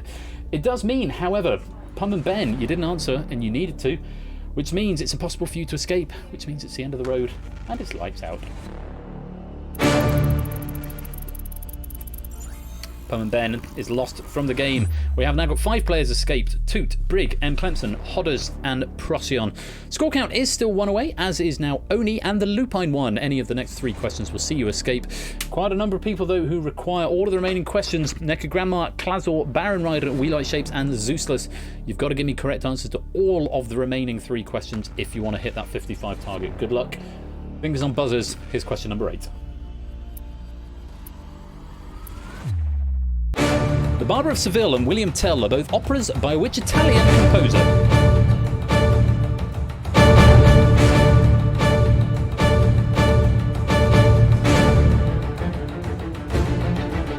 Who's setting this out? Brig is the only one sitting this out, wants to preserve all 3 of those lives that he's currently got. We'll give him 6 points if he still has them at the end of question 10. Everyone else attempting an answer. The correct answer was Giacchino Rossini. Rossini and Puccini, easy mistake to make. It's like mixing up Bill Paxton and Bill Paxman and Bill Pullman. It's kind of the same, but Rossini was a little bit earlier. Puccini wrote Turandot and Tosca and things like Nessendor, the one from Nessendorma, which is Turandot, I think. So Puccini is not going to fly as an answer. Neca Grandma going for I had a good run. You did indeed, but unfortunately, Neca Grandma, you did need that one in order to escape, so I'm afraid for you it is the end of the road. And it's lights out.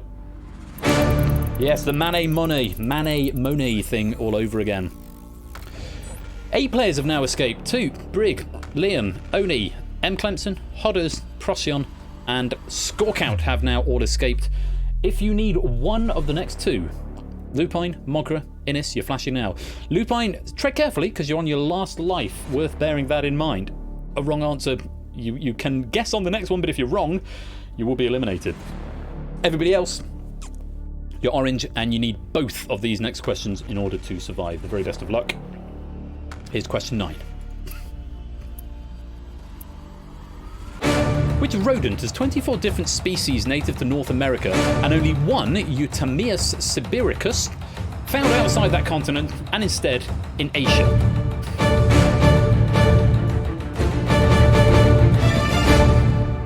Not everyone getting an answer, and there was a lot to take in on that question. 9 out of 17 attempted it. What did they say? A couple of people saying the chipmunk, but by no means everyone. Mouse, raccoon, beaver, rat, coyote. This is one of the other ones I have to look up the citation, and it is very clear. There are 24 species of chipmunks. Thank you very much to Milk Like Substance for the 5-month subscription. Alvin! Okay! Christmas time is... Sorry, not the mood. We're in quiz prison. What does that mean? What does that mean? Well, it means we've still got 8 players who have escaped. But Claire, brand new Halo, Zeusless, Jack Wilfred, We Like Shapes, and Baron Rider. For you 6, I'm afraid it is impossible for you to escape. And so, it's the end of the road, and it's lights out. Makes me sad to see all those points ticking away, but that they must do.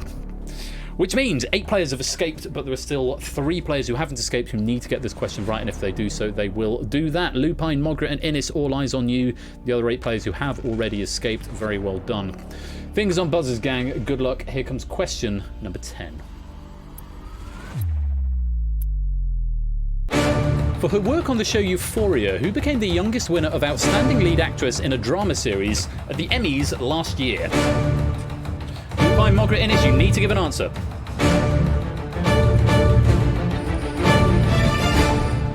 And Lupine's just out of time, which means we're going to lose Lupine by default. And I'm not even getting a late message, which means must not have known the answer. A few of the escape players also attempting that. Let's take a look. The correct answer was Zendaya, who I know from the Spider-Man movies. She plays a character who I won't say, in case you haven't seen it and don't want spoilers, because it's a bit of a twist to the end of the first movie.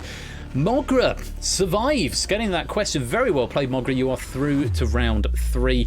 Innis going for Wilson. Not the right answer, I'm afraid. And Lupine didn't proffer an answer, so I'm afraid for Lupine and Innis, a good battle, but unfortunately it is the end of the road, and it's lights out. Which means what started out as 52 has now been reduced to just 9 players. 9 of you go through to the final of the escape artist. For every life you have still got intact, we will give you a bonus 2 points. Let's go to round 3.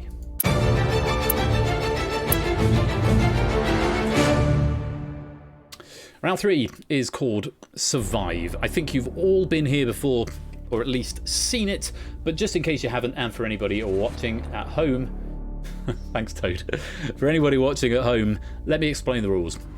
The points that you have been amassing over the last 2 rounds are now a countdown of sorts.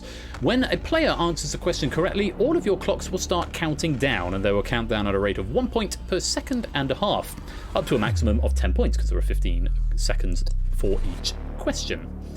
If your points hit 0, you are eliminated from the game. The only way to stop your points going down at all is by starting the clock, and the only way to stop your points from going down is by answering the question correctly. If you don't proffer an answer, or you give the wrong answer, your points will go down to the maximum of 10 points. Or you will lose that many points for the round. Additionally, though, those lives, yes, Solly, you are on 69. Nice indeed. Additionally, those 3 lives that were in front of you, they are no longer lives. They are now what we dub refires, which means you can reattempt the question if you're wrong. If you are wrong, the bot will immediately ping you back in the chat. So keep an eye out for your name after you send the whisper. The bot will ping you back if you're wrong. You don't have to refire, and there is no penalty for attempting the question. So you may as well attempt every question at least once. If you're right, you start the clock. If not, you get an opportunity to refire. It does mean some of these questions might be a bit more thinky. For every subsequent answer you attempt after your first one, you will lose one of your refires. So that means once your refires are gone, you're not eliminated, but only your first answer will be accepted from that point onwards. They can be very, very useful towards the tail end of the game, which if you've played here before, you will know all about. Procyon has the advantage at the moment with 96 points, just 3 shy of a maximum of 99. Hodders, however, is doing quite well, and a couple of questions can turn it all around. 78, and then Toot on 72. For the first 3 questions, you're going to lose 10 points if you don't give me an answer, 1 point per second and a half. The only way to stop your clock is by giving a correct answer. The very best of luck to all 9 of you. Round 3 is Survive. Here's question number 1. Which country has the highest number of restaurants with at least 1 Michelin star? Oni has started the clock. Brig, M. Clemson, Hodders, Scott, and Procyon and Toot are all wrong. Some refires coming in now. It certainly has stopped the clock. Score count's taken another refire, as has Toot. Mogret's taken a refire. You'd think France, it was invented in France, but they have the 2nd most number of Michelin stars. The correct answer was Japan. And you see what I mean about the game being able to change just that quickly when those points start to drain away. Oni starting the clock there, getting 61. Only 2 players getting the correct answer altogether, Oni and Itzotli. Answers that came in there: France, France, France, Paris, France, England, USA, USA, UK, Russia, UK, all incorrect, I'm afraid. So, I'll start you back up. Advantage still with Procyon on 87. Hodders now has the nice score on 69. It's Sotley in third on 65. Things on buzzers. Here's question number 2. The name of which North American state comes first alphabetically? Brig is in and wrong. Procyon started the clock.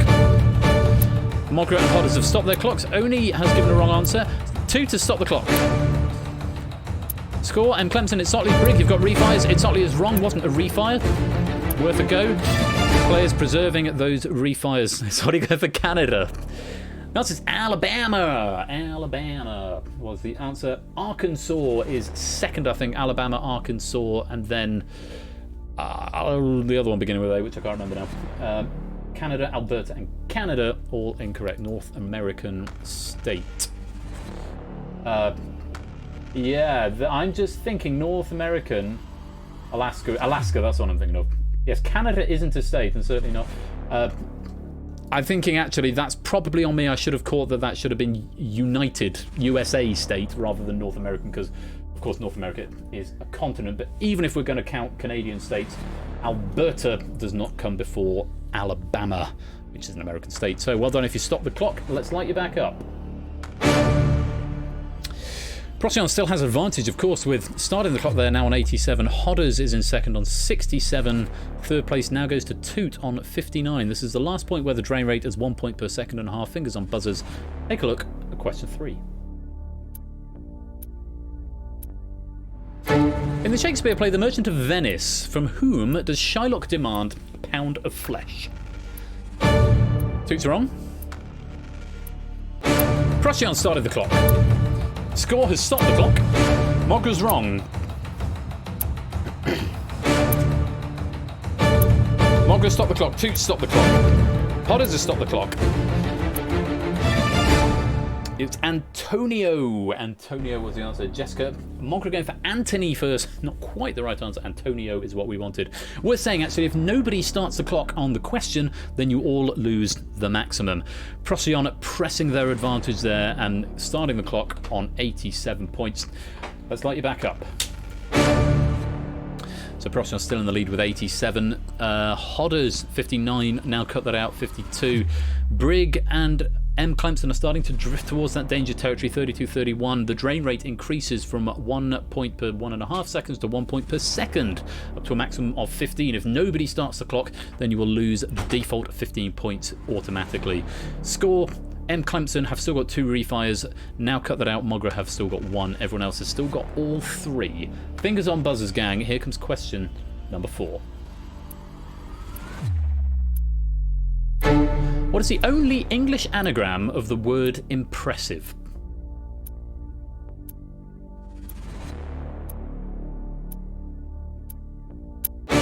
Procyon has started the clock. Hodders has stopped the clock. Got a bit of time to think about it. Only stop the clock. And nobody else stopping the clock. Thank you very much, Buzzer Bob, for that host as well.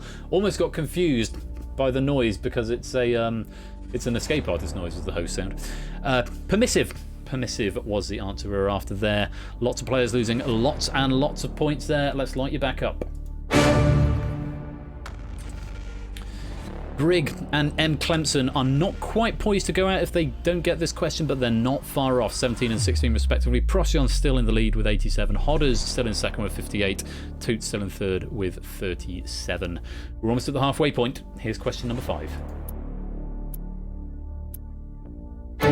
Taking place within less than a fortnight of each other, what name was shared by the winner of the 2019 Grand National and the winner of the 2019 Golf Masters Tournament?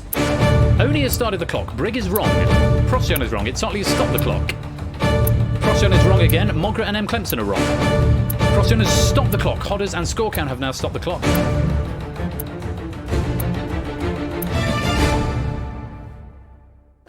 Tiger was the answer.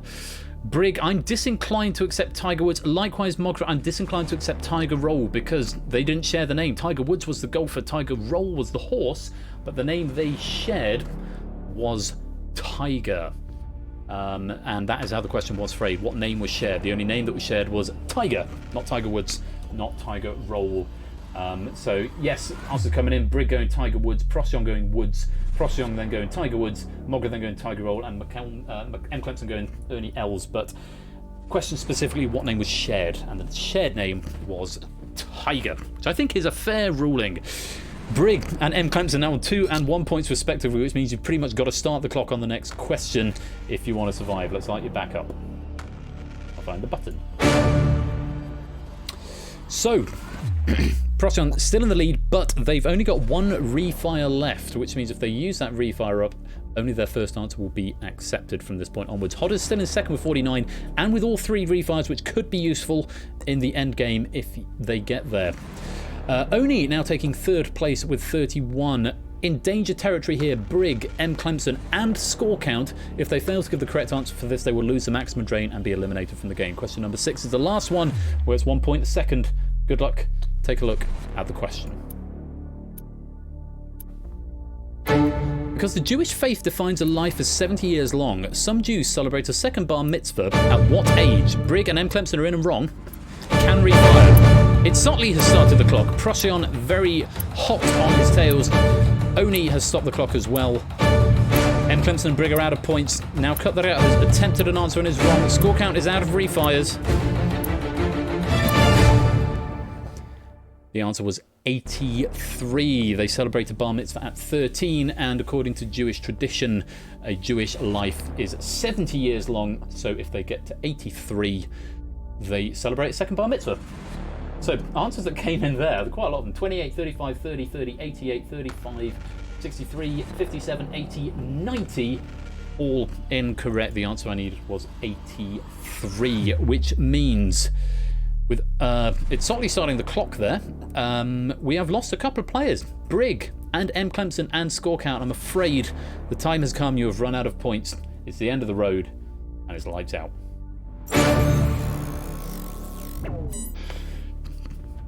The drain rate increases again, 1 point per 0.75 seconds now. They go down rather sharply. Mogra on a single point now. Cut That Out on 7 points, both in the danger territory.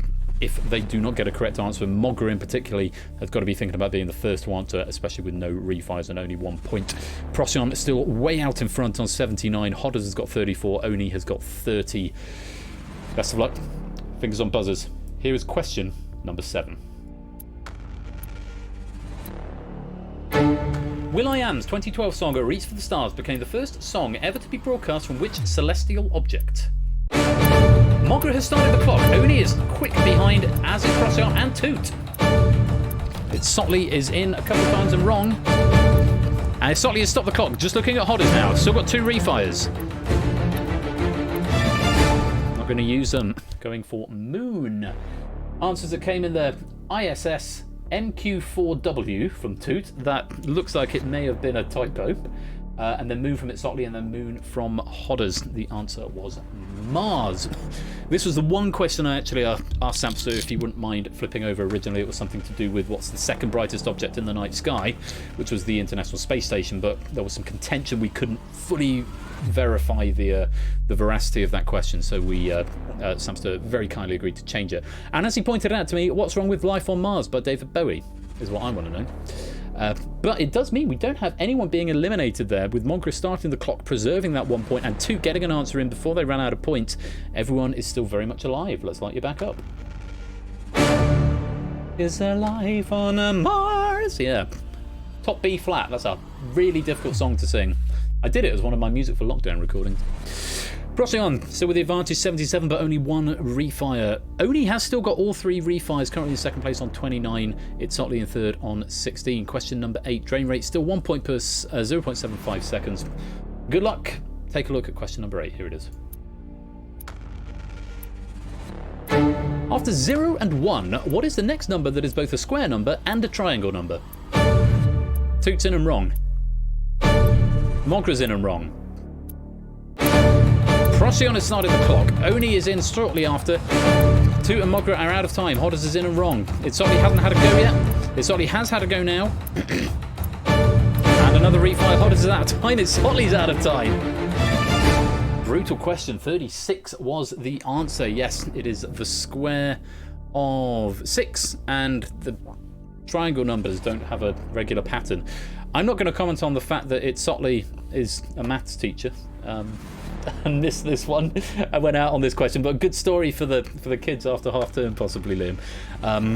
Procyon also a math tutor here, and was the one who started the clock there, though wasn't the first to answer. The two are Mogra going for incorrect answers. 2, 16, 9, 16, 16, and 25. All incorrect answers. And it does mean we're going to lose 4 of you. 2, it's Sotley, Mogra, and Hodders. You've seen all but 2 of the questions, but I'm afraid, after a valiant effort, it's the end of the road, and it's lights out. But it is the escape artist. We can have only one winner, and sometimes not even that. Procyon with a huge advantage on 77, but only 2 refires. Only on 28, but no refires. This is the last question where the drain rate is 1 point per 0.75 seconds. The very best of luck. Take a look at this. Bad luck there, Liam. Bad logic. Number 9. What sport was first played at Harrow School around 1830 and is governed by the WSF? Procyon's in and wrong, has got a refire. Only has started the clock. Procyon's on a drain now, has got 1 refire if they want to use it, otherwise they're going to lose 20 points. Procyon has stopped the clock. And we'll just wait for that time to count down. Both players getting the correct answer was squash. Procyon going for cricket originally, not the right answer. Losing some points, but still with a sizable advantage, but only did force Procyon to use up that refire. Let's reset for the next question. So Procyon with a point advantage on 68, only with the refire advantage 28. If Procyon starts the clock here, Procyon wins by default because there was no way for Oni to surpass those points.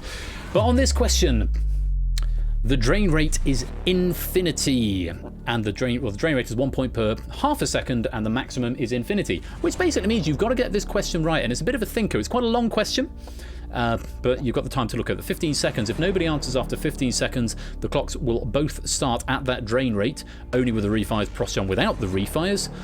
The only way you can stop the clocks is by giving me a correct answer. But otherwise the clocks will count down to 0, and if they both count down to 0, then we have no winners. If Procyon answers first, then Procyon is the winner. If Oni answers first correctly, then Procyon will have a few seconds to try and find the correct answer before their score drops below Oni's. It's a good last question, but it is a bit of a thinker and it's quite long, I warn you now. Good luck. Question number 10. Here it is. Though spelt differently, which word links the following? A species of jellyfish with the Latin name Cyanea capillata, a themed area in multiple Disneyland locations, the 4th best FIFA men's player in 2020, the 12th smallest American state by land area. Procyon has started the clock.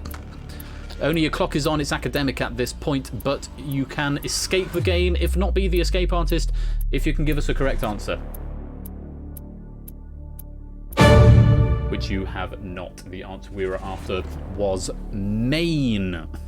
Themed area in multiple Disneyland locations is Maine. Species of jellyfish with the Latin name Cyanea capillata is Maine. 12th smallest American state by land area is Maine, and the 4th best FIFA men's player in 2020 was Maine. Simple as that. Only unfortunately you couldn't find a right answer. Those refires going academic in the end because you didn't get an answer in at the end, and I'm afraid for you it is the end of the road and it's lights out. Which means using up all their refires but finishing with a very commendable score of 68.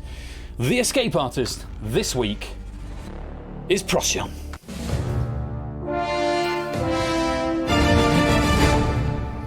Very well played, Procyon. I think that's 2 on the trot. No, it can't be, because the last time we played the escape artist, nobody escaped. According to my statistics, though, you have won the escape. Oh, that's not the statistics. Where are my statistics? Apparently my statistics are not open, my leaderboard, which is as yet incomplete. But Procyon, the escape artist, with 68 there. Very, very well played, and you will be cemented for all time on the leaderboard, which I'm currently working on. The new leaderboard on Google Sheets is going to be awesome. Take that with a pinch of salt, because I don't really know how to use Google Sheets when it's done. But I'm very much looking forward to sharing that with you in due course. Now, things I want to say while we've got a bit of an audience here before we go to the second heat, face-off heat tonight, before we go to the host face-off. Scary.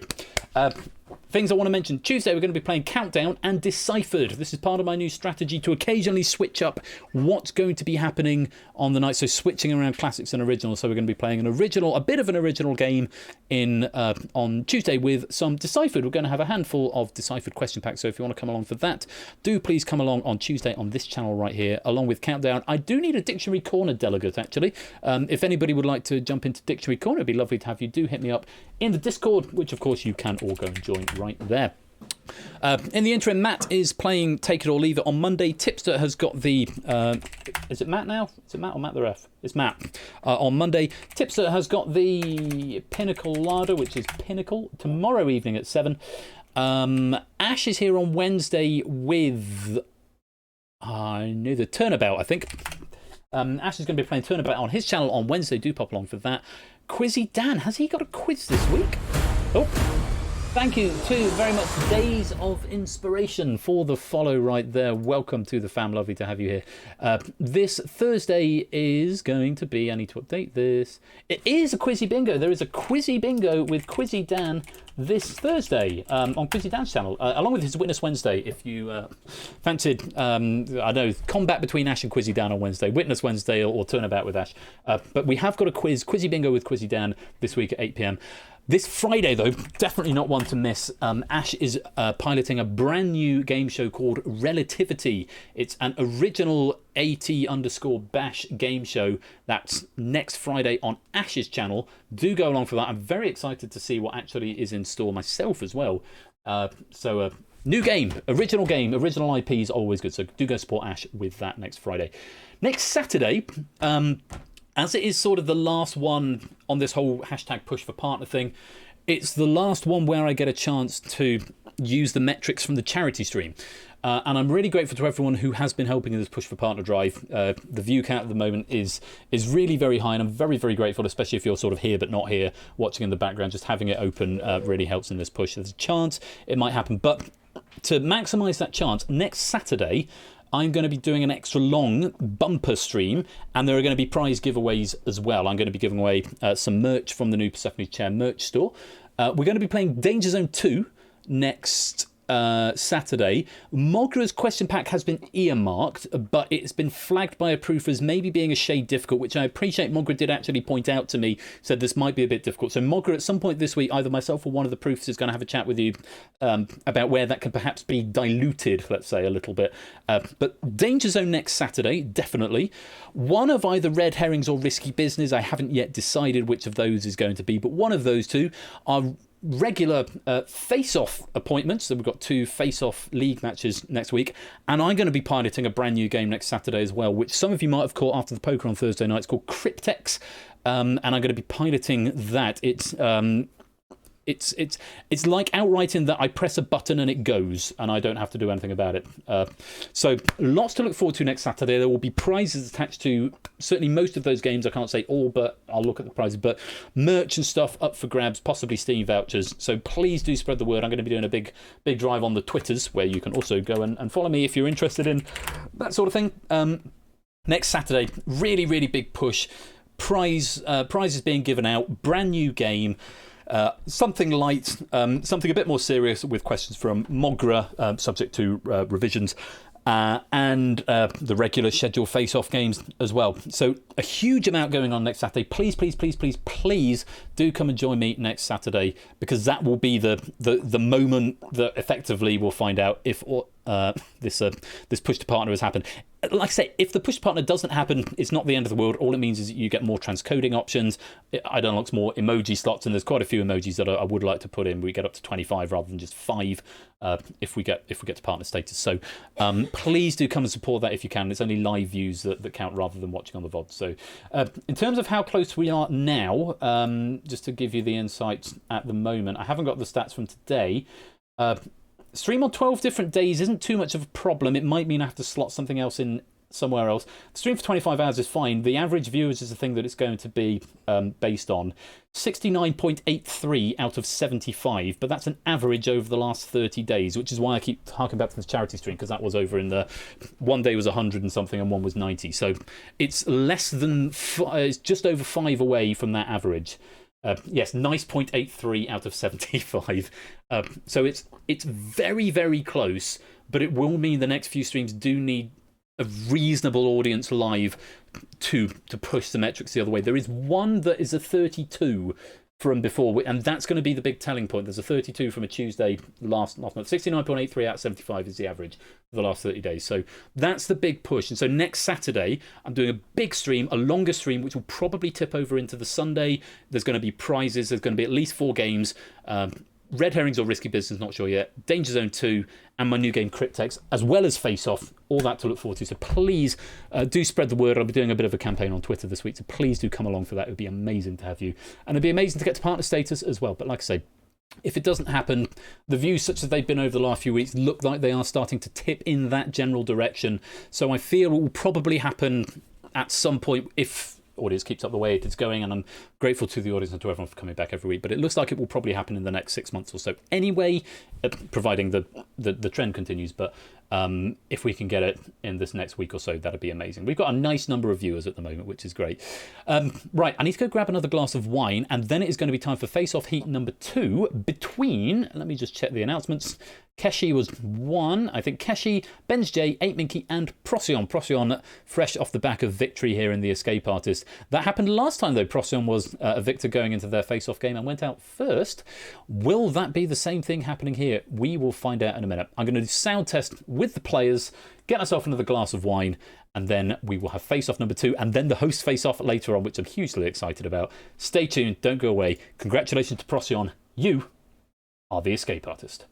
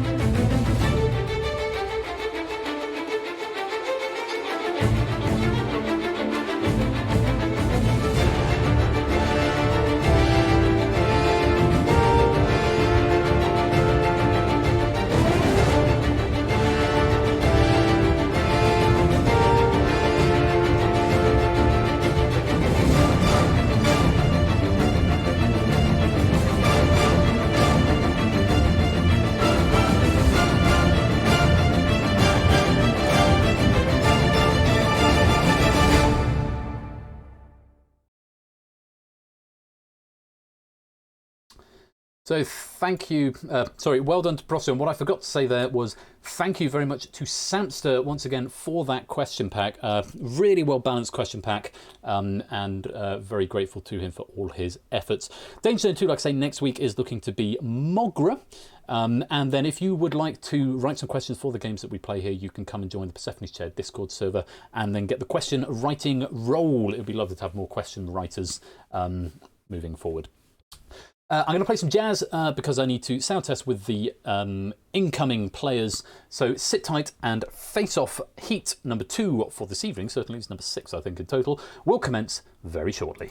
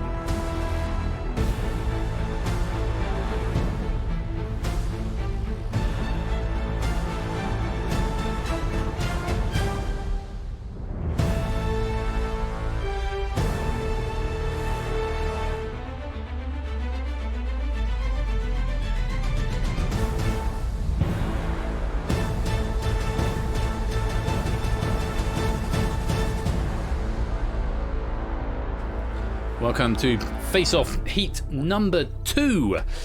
Very exciting to be back in the Face Off arena, and something is still lagging, which makes me think there's some process going on in the background that my computer is hogging a lot of resources because it wasn't doing this earlier.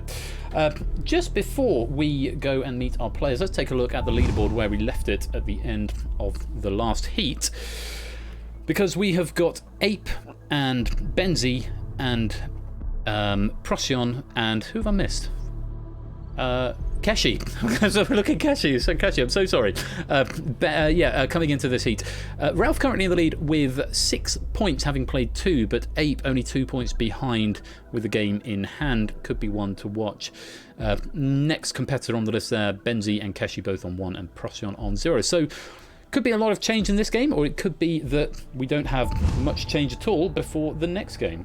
Thank you very much, Sotley. I was quite proud of it. It didn't take all that long to do, but it's quite effective, I think. I like it a lot. So, hopefully, if I've set up the correct lozenges in the correct places, we can welcome the players for Heat number 6. We've got Keshi, who's a 37-year-old carer from Halifax in West Yorkshire. Benzi, who's a 22-year-old online content creator from upstate New York in the USA. Ape, who's a 32-year-old entertainer from Wisconsin in the US. And Procyon, who is a 21-year-old math teacher from the USA. To all 4 of you, good evening and welcome. Lovely to have you back with us. Keshi, first of all. Excuse me. That's the wine coming back to talk. That was not me. That was not me besmirching your name. I don't burp normally. It just sort of appeared. Anyway, Keshi, great to have you back. I know that you were quite slightly upset last time given over the internet/mic issues, and you've actually gone out of your way to try and fix that and sort of sort out a couple of interim meetings with me to see if we can get that mic working. It does seem to be more stable now. How are you feeling coming into your second heat?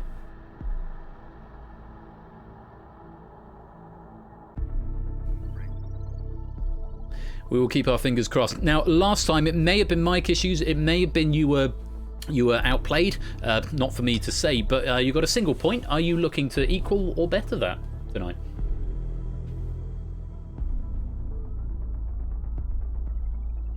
Oh, I've just realised. Sorry, chat. I hadn't unmuted Discord. Sorry, Keshi, can we say that again? Just say that last bit again, because I hadn't unmuted Discord and I've just seen the chat. Are you looking to equal or better your last performance? Well, more points is always good, but as with any game, it's just how the questions fall. Absolutely. Well, we wish you the very best of luck, and sorry that the audience has had your interview chopped off there. But the long and short of it was, we hope that we've resolved the mic issues. Oh God, has this mic busted again? Dotted the I's, crossed the T's, and touched all the wood. So yeah, voice should be coming through now. You might need to refresh your stream if you're a little bit behind. And facing off against Keshi this evening, first up is Benzi. Benzi, good evening and welcome. Hello. Lovely to have you here. How did you find the last face-off? Because of all the contestants, you're the one I think I've probably spoken with the least. Not a reflection on you at all, just circumstance and just how the cards have fallen, as it were. But you put up a pretty good fight last time. Yeah, I did. I did put up a pretty good fight. I'm not necessarily happy with third place. I'm coming for the crown today, hopefully. Coming for the crown today. Well, some tough competition. Keshi, Ape, Procyon, certainly all proven themselves in various arenas of the gamut of games that we play here.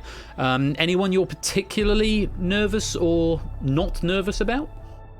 Or would you rather not say? This is shaping up to be a far tougher crop of opponents than last time, actually, with Ape and Procyon in this. It's going to be a pretty tough fight, but I've prepared more. I feel more focused. I am ready to bring my AAA game, hopefully.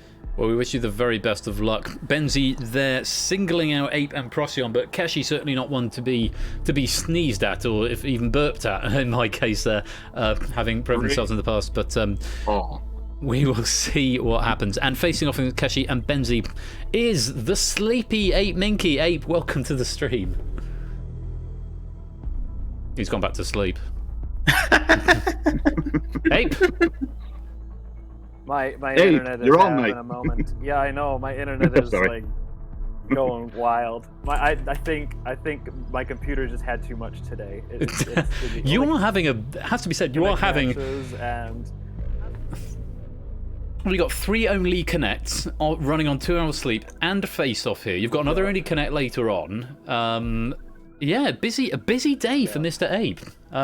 So I don't begrudge you 1 minute for saying I might not have time to proof that question pack tonight. So I'm happy to take that. But how are you feeling? How much sleep did you get in the end? I didn't get any, actually. I did bookkeeping after the match, and then that got me distracted onto something else, and then that got me distracted onto something else, and then I laid down, but I didn't go to sleep. So yeah. Well, we wish you the best of luck. We'll see how this goes. Hopefully those cylinders will be firing for you. And facing off against Keshi, Benzi and Ape is Procyon. Procyon, welcome.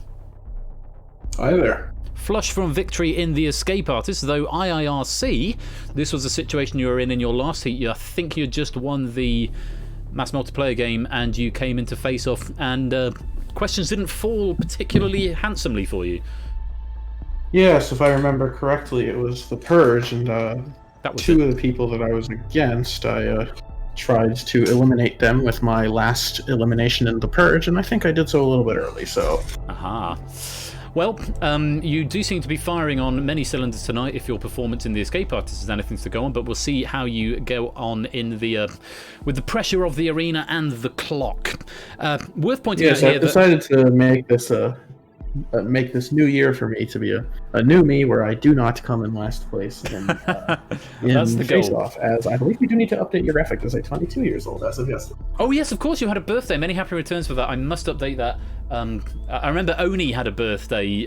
It was just before his first heat. He's currently 29, but will be 30 by the time it starts. So send me a DM or message me in the Discord, and I'll make sure I update that for your next game. I could probably do it now, but I won't waste the resources just at this moment.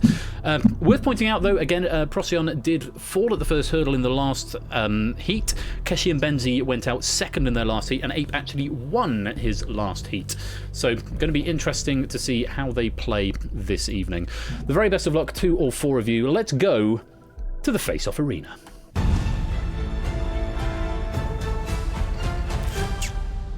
So, a reminder for all 4 players, I can only accept your first answer. You need only say the answer once, unless I expressly ask you for a repeat. You're all going to get an opportunity to appear on each podium, but Keshi has drawn the short straw for this match and will be going first. You've each got 60 seconds on your clock. The very best of luck to you. Keshi, you're answering first, and Keshi, your time starts now. Keshi, the Lowry Arts Centre is found in which city adjacent to Manchester? Salford. Correct. Benzi, in his 1933 novel Lost Horizon, Shangri-La, what is the usual French word for thank you? Merci. Correct. Ape, in 1947, what name was given to the miniature football game in which tiny figures are flicked to hit a football? Foosball. No, it's Sabutio. The bust, waist and hip measurements of a woman are often known as her vital what? Measurements. No, statistics. Traditionally in the UK, how many years of marriage constitute a pearl wedding anniversary? 30. Correct. Procyon, in medicine, an IV drip administers a solution into which type of blood vessel? Vein. Correct. Keshi, which American author wrote the novel The Catcher in the Rye? J.D. Salinger. Correct. Benzi, a show in which insects perform such tricks as playing football and pulling carriages is known as a flea what?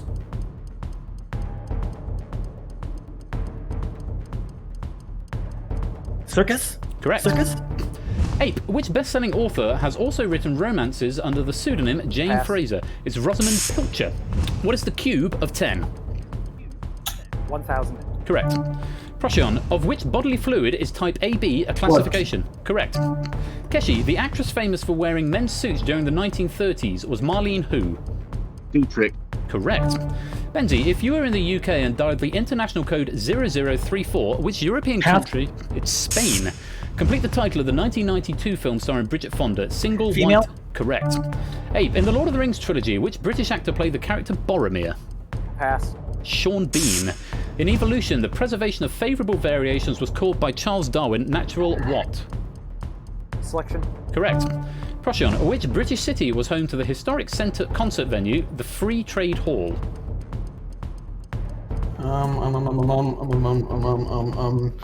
Manchester? Correct. Keshi, which word meaning evil when used with reference to witches can also mean excellent in Wicked. slang? Correct. Benzi, what is the third last letter of the word stationery when it means writing materials? E. Correct. Abe, which word follows Green, Richmond, and Regents to give the names of 3 London... No, it's Park. What is ghee? Clarified butter or goat meat? Butter. Correct. Procyon, in which TV cartoon series could Benny the Bull, Choo Choo, and Officer Dibble be found? Top Cat. Correct. Keshi, in pantomime, what relation is Aladdin to Widow Twankey? Oh, pass. It's son. A style of jacket or coat with no lapels was named after which former... Monroe. Correct. Benzi, which presenter of Newsnight also wrote the best-selling book... Paxman? Correct. Abe, a common phrase meaning whatever the future circumstances, come rain or what? Shine. Correct. Prashiana, what D is a fight between 2 people armed with weapons, usually to settle them. Correct. Keshi, which country celebrated its bicentennial in 1976? USA. Correct. Benzi, the title of the 1975 film sequel to Funny Girl starring vibrant Lady. Traditionally, what colour is worn with a dinner jacket? Pass. It's black. What is the name of the more famous brother of the game character Luigi? Mario. Correct. Abe, used in outdoor cooking. A small... Wow. Oh, Benzi, you're cutting that awfully fine right there. By the skin of my teeth. A skin of teeth indeed. There was one thing that came... Oh, yeah, that was just going to say... Procyon, please do only give the answer once, repeating the answer several times, even if it's... I know it's maybe a sort of reflexive, panicky thing, I do get it, but do just try and keep an eye on that. You're absolutely right. Wow, very, very close, and that was a very, very good face-off. I don't think anybody got a perfect board, though Procyon getting the 2 medical questions off the bat was... much obliged. Much obliged, I'm sure, to the RNG. Well, Ape, I'm afraid after victory in your last face-off, you are the first one out here. Oh, I'm sorry. Yeah, I would partially blame that on my sleep, but I know I was really having some internet issues there trying to get answers in, and I could see it when I gave an answer, and then 5 seconds later, my clock is just still draining and expecting a response. So I think, hopefully yeah, I'll get it sorted out for next match. One of the problems with transcontinental tournaments, as it were, intercontinental tournaments, is we're going to have this slight latency. But you put up a good fight, but unfortunately, it's not to be today. You leave us with no points, but we will, of course, see you possibly for Only Connect later on in Ash's server, which you should definitely go and watch around about midnight. But if not, Ape, for your next face-off. All right, take care. Thank you very much, Ape. So, Keshi, Benzi, and Procyon all survive and go on to round 2. Let's go there now.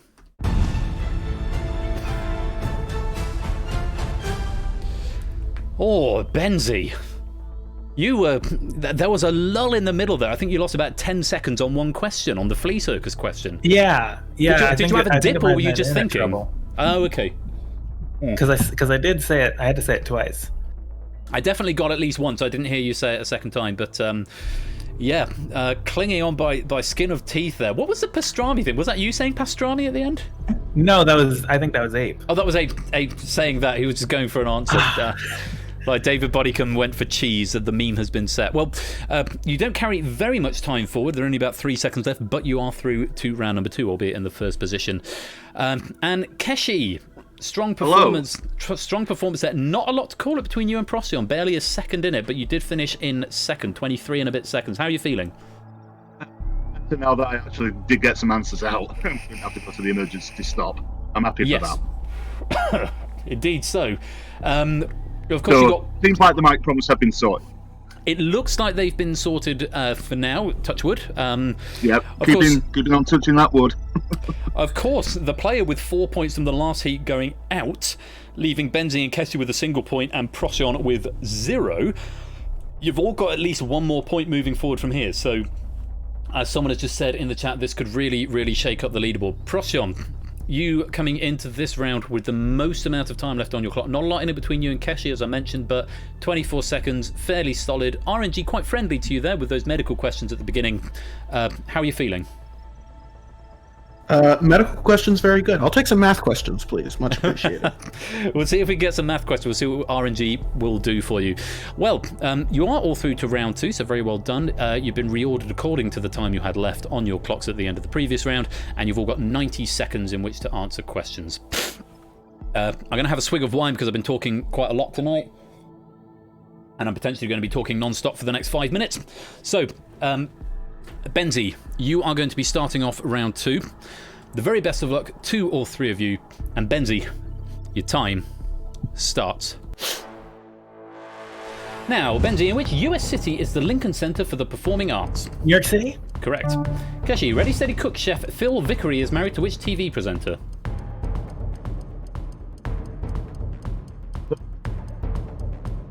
Again? Britain. Correct. Prociano, what name is given to the French grape Syrah when grown in Australia? That would be Shiraz? Correct. Benji, which word can mean a type of garden implement, the slope of a theatre stage, or a debauched man of fashion? Pass. It's the rake. In which sport are the terms bouncer, leg by, and googly commonly used? Cricket? Correct. Keshi, in croquet, what H is the English name given to the metal arches? Correct. Procion, from which UK port are there regular ferry services to both Calais and Ostend? Manchester. No, it's Dover. In which US state is Mount Rushmore found? South Dakota. Correct. South Dakota. What is 75% of 360? 240? No, it's 270. The former BBC sports commentator who proclaimed himself the son of God is David Icke. The River Boyne rises in the Bog of Allen and empties Irish Sea. Who directed the 1969 film Cass? Ken Loach. On a UK motorway direction sign, junction numbers are shown on what colour? No, it's black. If you go down in the woods today is the first line of a children's song. It's Teddy Bears. The South African writer and traveller who was a great friend of Prince Charles was Sir Lawrence van der Post. The TV sitcom The Secret Diary of Adrian Mole, aged 13 3/4, was based on a book by... No, it's Sue Townsend. Which chef with the initials AWT has presented the TV programme Anthony Worrell Thompson? Which star sign falls between Capricorn and Pisces? Aquarius? Correct. Keshi, pocket, wrist and stop are all types of what W? What? Correct. Procion, Jesse was the father of which biblical king, David or Herod? David. Correct. Benzie, the best-selling author who published the 2000 novel Winter Solstice is Rosamund who? Pike? No, it's Pilcher. In the UK, what specific term is applied to a person who searches alongside seashores for debris that might be of value? Pass. It's a beachcomber. What M is a common name for a portable phone? Mobile. Correct. Keshi, Julia Roberts wore a vintage dress at the 2001 Oscars created by which designer? Pass. It's Valentino. Eton Crop, Mohican and Bob are types of what? Hairstyle. Correct. Style. Procion, for which political party was Michael Howard elected MP for Folkestone and Hythe in 1983? Conservative. Correct. Benzie, the mineral cuprite is a source of which metal? Copper. Correct. But unfortunately, out of time before my finger could get to the button. I am sorry, it was copper. That won't count in your stat because it only counts if I press the button. Right on the wire there. Oh, Benzie, a real rough spiral of questions there. Yeah, just send to the death spiral and it just kind of ruined me. The death spiral is such a real thing in this game and it's so difficult to get out of. That was a really, really tough run of questions there, Benzie, and my heart goes out to you. But you don't leave us empty-handed. You do get another point to go onto that leaderboard and we'll see how that affects you later on. Have you had a good time? I can at least say that. 1 point, 1 point. 1 point. A point is a point, and that's all it takes. Benzie, we will, of course, see you for your next heat in a future edition of Face Off, but for now, it is good night. See ya.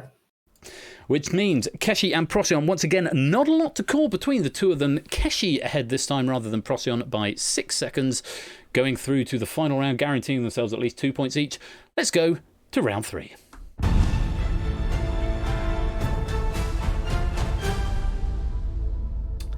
Procion, how was that? You gave me British trivia instead of math, so... RNG, gonna RNG. I'll be writing a note down in my book for that one. Well, I mean, it has been noted that it's quite the questions for which we're enormously grateful to David Boddican for providing 10 or 12,000 questions to the game, of which 10,000 have been processed. They are slightly Brit-centric. After the host game, and actually this is an announcement now, I suppose, in the middle of the game. After the host game, I'm going to be reshuffling the seed of the question pack, so it will be in a different order moving forward. That you won't notice any difference for. But we're also going to be filtering in some new questions. Mrs. Flush has written a load of questions. At some point, I'm going to write some more questions, which will cover the last sort of 10 years since these questions were written, and also add in a few more broader geography questions. So moving forward, we will have a slightly more diverse pack. I might even wait until the end of the next heat before I do that, just in the interest of fairness. But Procyon, you are through to the final. You've been here once before in your playoff game. We'll see if you can succeed tonight. And Keshi, you had the most time left. Some mic problems may be creeping back in there. But nothing game breaking yet. Nothing, yes. There was one where I heard you say... I did hear you say something, but I couldn't make it out. Yeah, and there were a couple where the answer... Britain about 3 or 4 times, but yeah, you obviously weren't getting through, but yeah.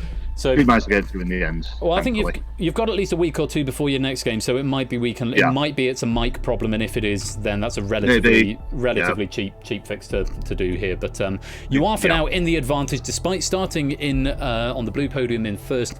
You are going to be answering second here, so advantage does go to you. Count. We're going to make it count. You're both guaranteed I'll make it count as much as I can. You're both guaranteed 2 points at this point, but the winner will take 4 before we go to the host face-off. The very best of luck to both of you. You've got 120 seconds on your clock, 2 minutes. Hopefully I won't have to go near that emergency stop button this game. Procyon, you're going to be answering questions first, and your time starts. Now, Procyon, what C is the name given to the white ball in a game of snooker? Q. Correct. Keshi, what H is both a plant which grows from a bulb and the first name of a TV character played by Patricia Routledge? Correct. Procyon, what was a Detective Columbo often seen smoking, a pipe or a cigar? Cigar. Correct. Keshi, the wife of the President of the United States is known as the first lady. Correct. Procyon, the flower garland called a lei, traditionally worn around the neck, originated in which... One more time? Hawaii. Correct. Keshi, which British actor received a posthumous BAFTA nomination for his role in Gladiator? Oliver Reed. Correct. Procyon, which abbreviation is commonly used to denote the International Standard Book Number? ISBN. Correct. Keshi, which of these French grapes is often used in making claret, Chardonnay? Cabernet Sauvignon. Correct. Procyon, a carpet-bag steak consists of a fillet of beef stuffed with which seafood? I know the same. Oyster? Correct. Keshi, is a cassowary a bird or an antelope?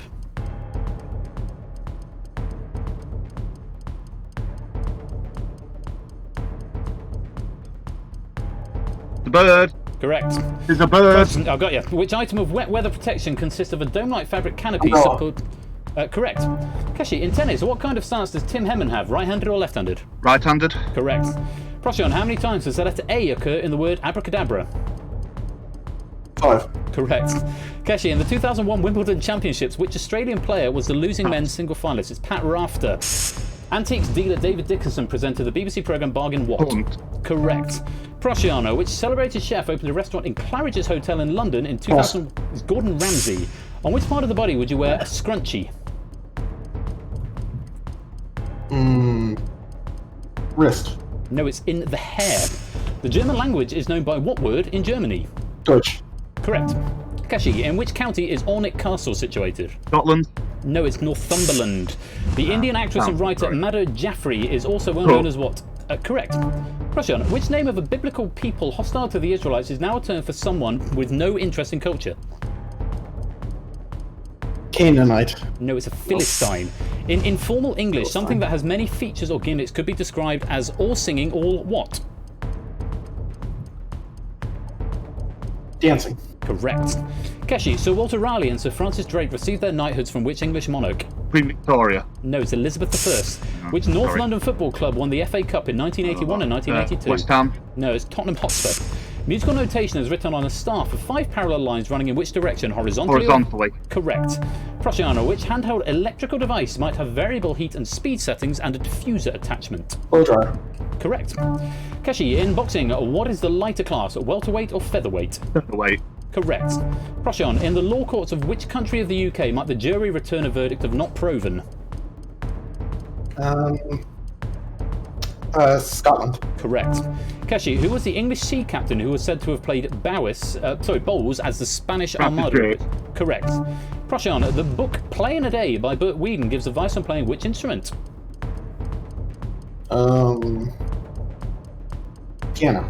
No, it's the guitar. Which actress and cookery writer is married to the artist Gerald Scarfe? Yeah, good game, Keshi. Jane Asher for that last one? Jane Asher is the right answer. Very well done, Keshi. Oh. You put up a great fight there, Procyon. Well done. That was a good battle. See you later. A very, very good battle. But Procyon, a couple of tricky ones there, but you've just run out of time.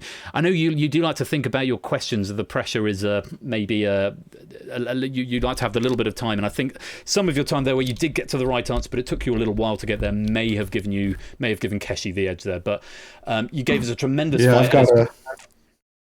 Sorry, go on. Few seconds to get the Grunkle logic in. the Grunkle logic, the famous Grunkle logic, who of course you upset in the final 2 of your playoff to be here. He seems pretty content with it. He seems okay about it. Well, Procyon, it's not a victory tonight, but it will be 2 points, and you've given us a tremendous game to watch. Thank you very much for playing, and we will see you in your next heat. Cheers. Thank you very much. Which means the champion of the heat number 6 of Face Off is Keshi.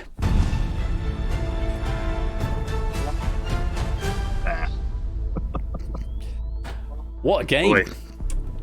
Fantastic. That was a good match. That's going to give me a good boost now going into the next week. I can rest next week. you get a week off next week. Come and play the multiplayer games, but you got a week off Face Off. But yes, you are the champion. Chat looks like they're just talking about a couple of questions. I think Procyon said blow dryer. Might actually have said blow dryer. I heard the word dryer. Yeah, he said blow dryer instead of hair dryer. Blow dryer and hair dryer are fairly interchangeable. I'm pretty sure. I'd have condoned that myself if it were me. That's my logic for that. And the scrunchie, I was worried that actually they might say head, at which point I've had to think about it. But went for wrist, so it's all good. Well, they weren't my questions anyway, so they weren't your questions. We should be talking about your questions. Keshi, how did you find that? I think I heard you say country instead of county, so... Yeah, so I think I messed up on that one. The Northumberland one, but I mean, you said Scotland anyway, which is not. I did, yeah. That's fine. I'm no good with county questions anyway. They're a big weakness for me, but I can reconnect. Lots of things I knew, so I can actually say because you're from that neck of the woods up in the north. Ornick Castle in Northumberland is worth your time actually if you're into that sort of thing. I went there as a younger man. I'll probably put that on the list then when the pandemic lifts. Good idea. Yeah, not just yet. You got a couple of tennis questions right off the bat there as well. A couple of tennis, and there were a couple of... Yeah, I think you had... I'm pretty sure you did. The couple of tennis questions came out one after another, I thought. What did you have? You had the First Lady one, and then passed the on the Pat Rafter one, but... Yeah. Anyway, there's things I picked up from the run of questions. But you are the champion. Do you want to see what that's done to the board? I would be happy to. So would I. Let's take a look.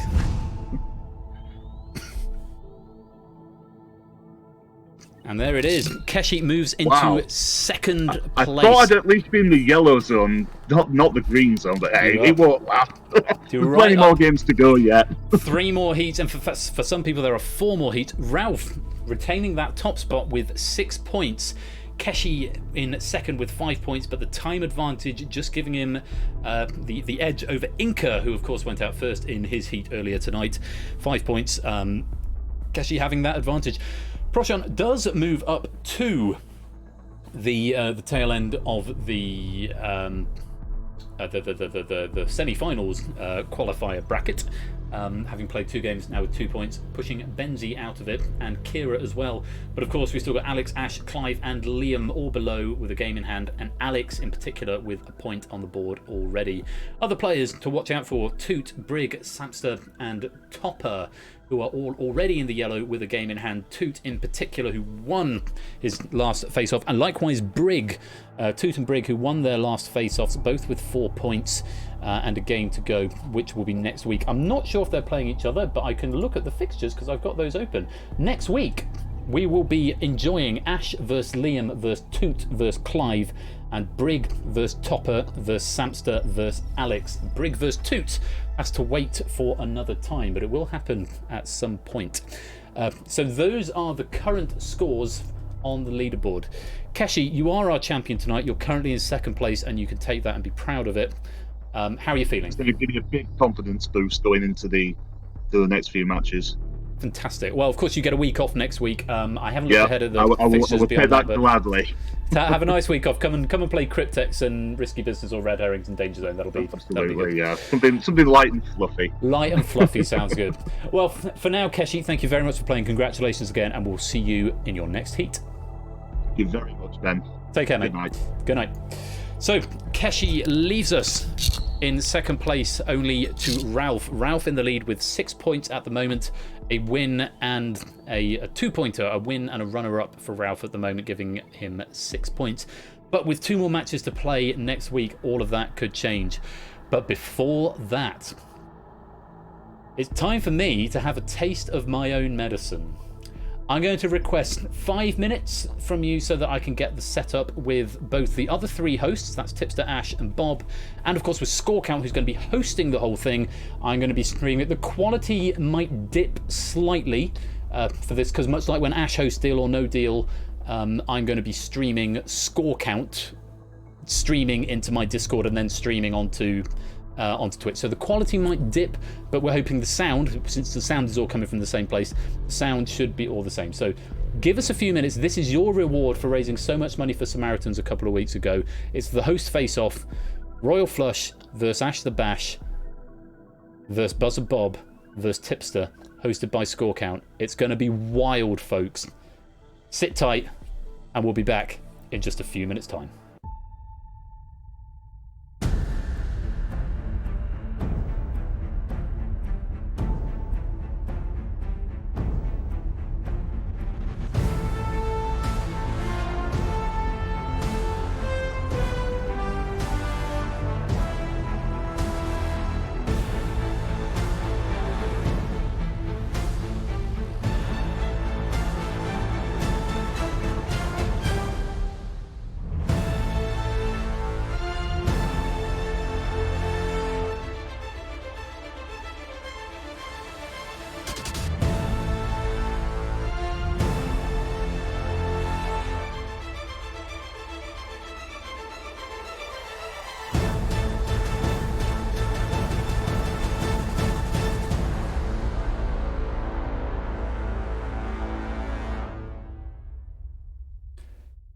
So please do sit tight while we get this set up. I'll put some jazz on. It's the last track on the playlist, which means, and it's track 69. Nice. Which means next week the playlist gets reset back to track number 1, which is a nice, easy thing to remember. And this one is less Christmassy.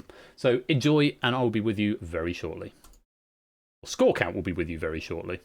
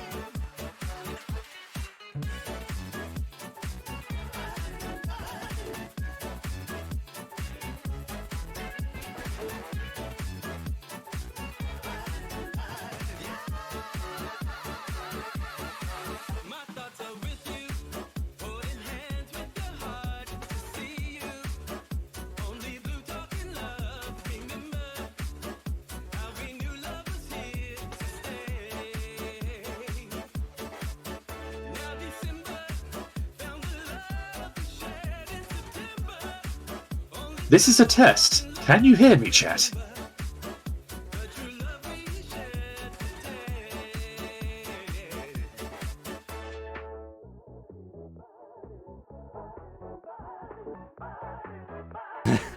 Good. Thank you, everybody.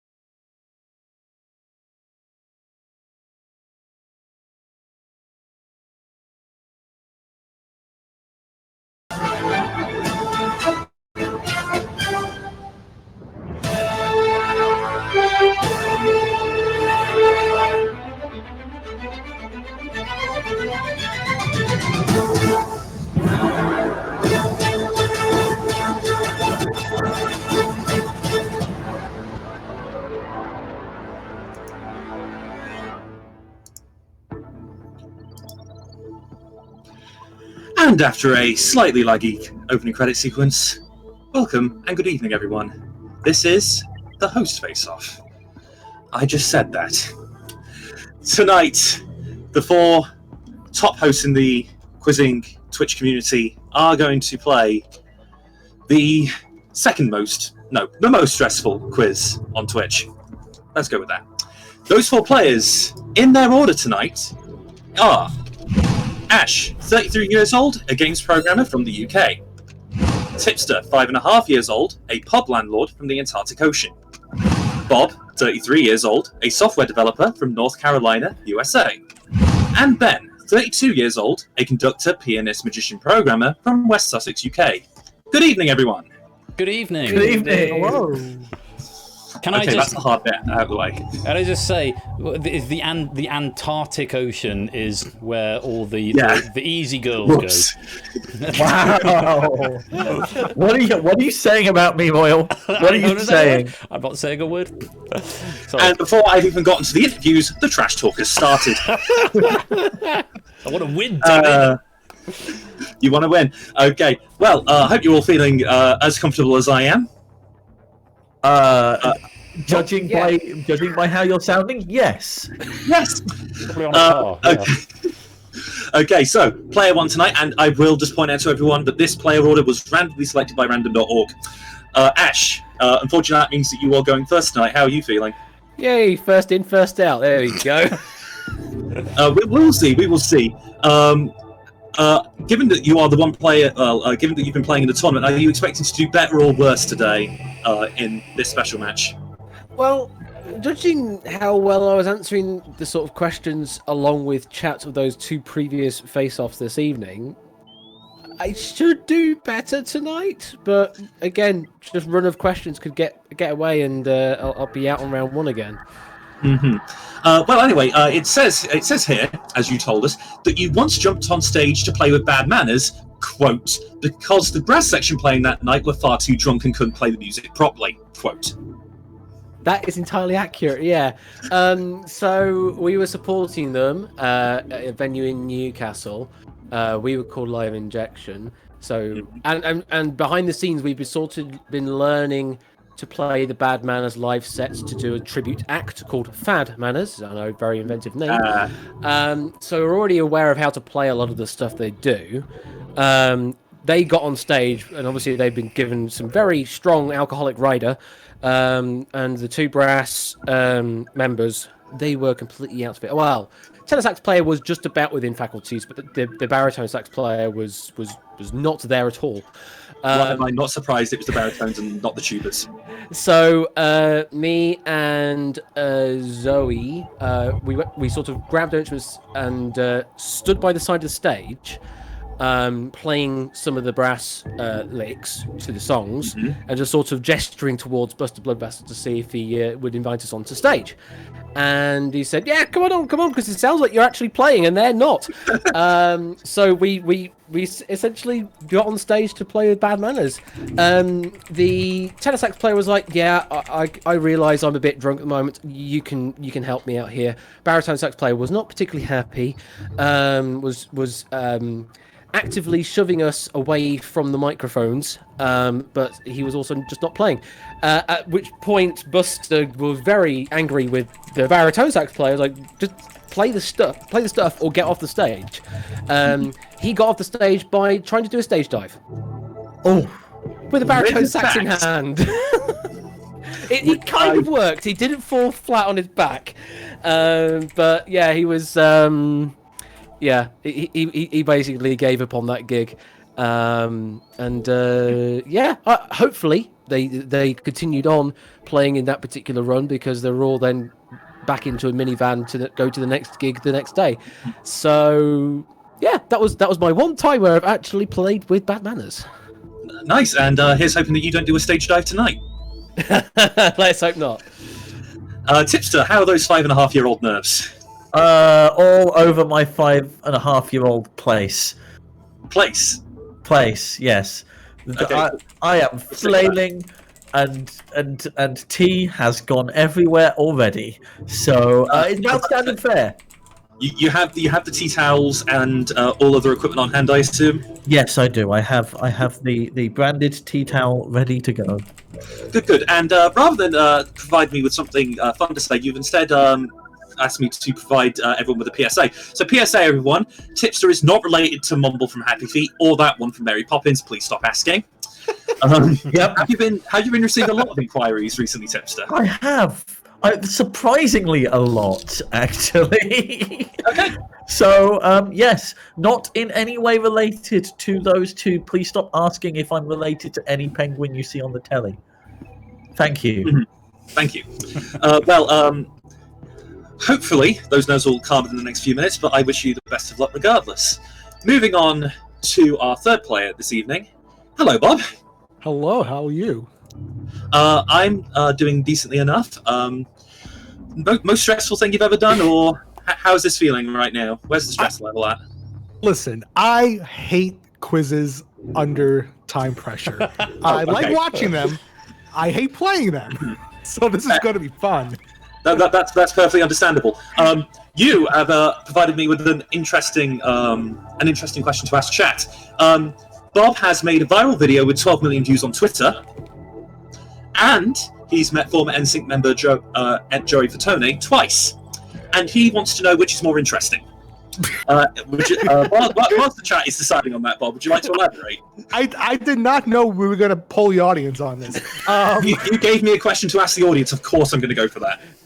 So the video that I did was I was at work one day. A friend of mine in New York City, posted a video of a gorilla at the Dallas Zoo taking a bath, and I just put some music over it, and it spread like wildfire. I took the song from Flashdance, and it started to make its rounds on TV channels, news networks, article. It was just crazy. So it was It was nice. That's my only claim to fame on Twitter. Surely not. Video. Yeah. Yeah. Oh, that video. It's an awesome video. God. Oh my god, is that video? It's pinned at the top of your Twitter, isn't it, Bob? Toad Boy just that's my quote unquote professional account because I need to keep it clean. You've got a tick, haven't you? I have a tick. Yeah, I used to work for a newspaper a couple of years ago, and I'm still in the news industry doing software development. So I kind of have a presence to keep up on that public profile. So hopefully this won't ruin it. And as for Mr. Fatone, or Fatone, yeah. So here in the U.S., there's a game show people, and also in the U.K., The Price is Right. But in the U.S., they had a touring version that they went around the country and they did The Price is Right, a scaled down version at some venues. Back in, I want to say, I was 21 years old, so I don't know how long ago that was. I lose track. Apparently. But you see my age on the screen. There you go, math, 12. So 12 years ago, we went to Atlantic City, my family, and Joey Fatone was the host of Price is Right at that time, and we went to the show, and we got to take a picture with him and talk to him. And then just a couple of years ago at a Comic-Con in my state, Joey Fatone was there again, signing autographs. So I got a picture with him, and we actually talked about The Price is Right, and he actually remembered doing those shows. So it was kind of cool to meet Joey Fatone 2 times. Definitely. Yeah. And here's hoping that you do better with the math questions on the list tonight. Listen, math questions, yes. Anything else, GG. But thank you for having me. I am having a great time. Yeah. I will not tell you the balance. And now onto our final player, sitting in a very different chair to the chair he's usually sitting in. It is Ben. Hello. Hello, mate. How are you? All right. It's nervous being in your chair for once. How are you feeling in the contestant's chair? I feel okay. I like being in the fourth position. That's quite nice. Praise be to RNG on that one. But no, looking forward to it. Getting a bit of a taste of my own medicine in a way. We will see how that goes. As for you, you played the organ at a wedding presided over by the former Archbishop of Canterbury, Mr. Williams. Not only that, it was his last wedding. Dr. Rowan Williams. I keep forgetting. Yes, my apologies, Dr. Williams. Not only that, it was Dr. Williams' last wedding whilst he was in office. Yeah, I don't think he's watching tonight. I mean, if he is, then hi, I apologise again, Archbishop.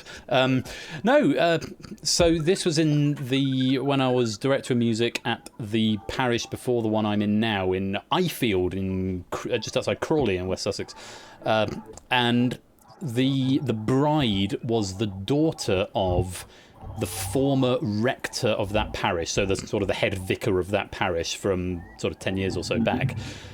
His daughter was getting married, and apparently he was a close personal friend of the then Archbishop of Canterbury, Dr. Rowan Williams.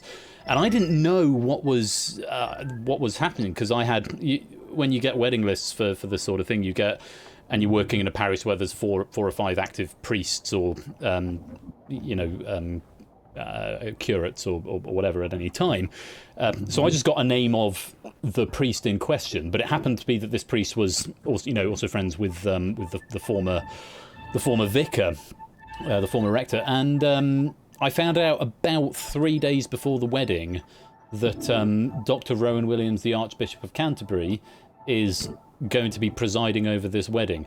And if anyone thinks I've got a deep voice, it's nothing compared to Dr. Rowan Williams. This is the most incredible voice. It's on a par with the late Alan Rickman. I mean, it's just spectacular. Really amazing sermon. And this was, it was October and November time. It was sort of end of the year that he was stepping down from or retiring from his role as Archbishop of Canterbury before Justin Welby came in. So yeah, that's one of a handful of claims to fame, but that's the one that I don't think I've told anyone here before, and I thought, gasp, there'll be I'm coming in exclusive. Can we have Dr. Williams for Celebrity Face-Off? Liam is asking. I'll I don't know if I've got that sort of pull, but I'll see what I can do, Liam. Who knows? But I hope everything goes well for you, and I hope. Thank you. I was trying to come up with a pun for the last couple of minutes about this being your last defeat in office, but no, that doesn't work. So again, I wish you all four of you the best of luck. Are you all ready to play? Yes, please. Let's do it. Yeah. It's time for the face-off. That music is very full on when you're in the contestants' chair. All four of you know the rules. I will ask you all questions in turn, starting with Ash and progressing down the line. Your timer will continue while I ask you questions until you get a question right, at which point the turn will pass on to the next player. You run out of time, you're out. Now, and again, in the interest of transparency, we are using a random subset of questions from the overall database that that Ben has not seen. That subset was picked again by random.org. So everything random. Ben is in the last seat. Bob is in the third seat. Tipster is in the second seat. Ash, you are in seat 1. I will ask you questions first. Are you ready? I'm ready. Okay. Round 1.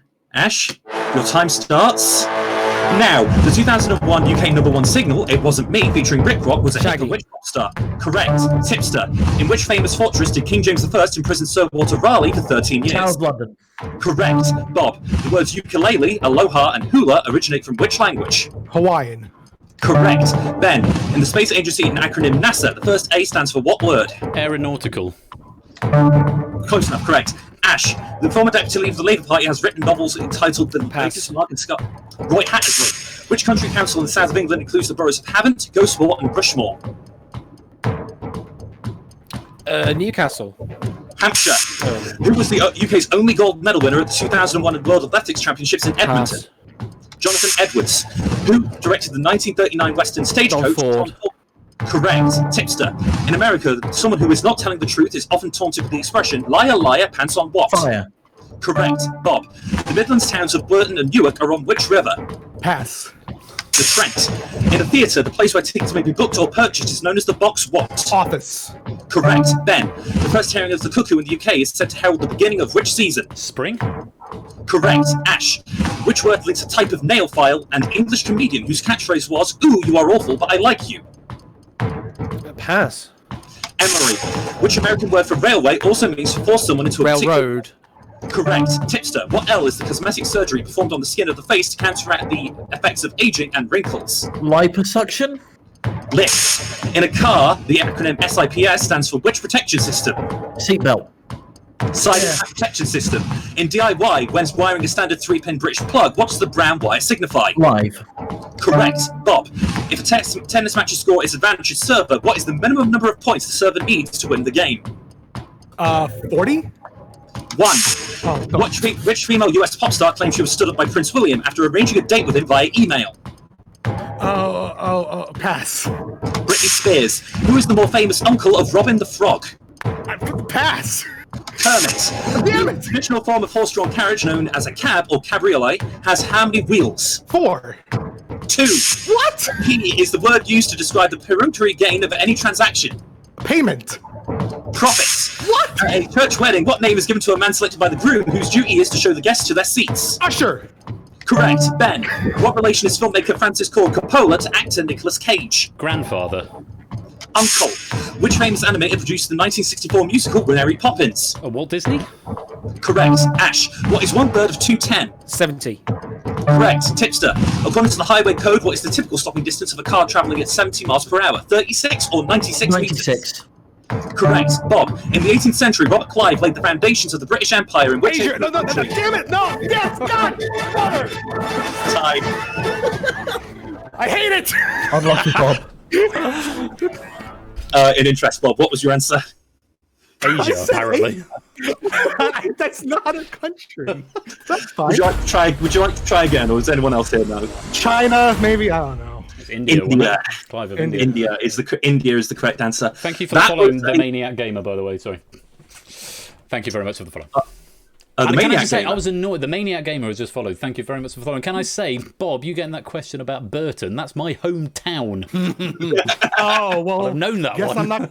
Guess I'm not going there then. I guess you're not going there. No, that you're not missing was much.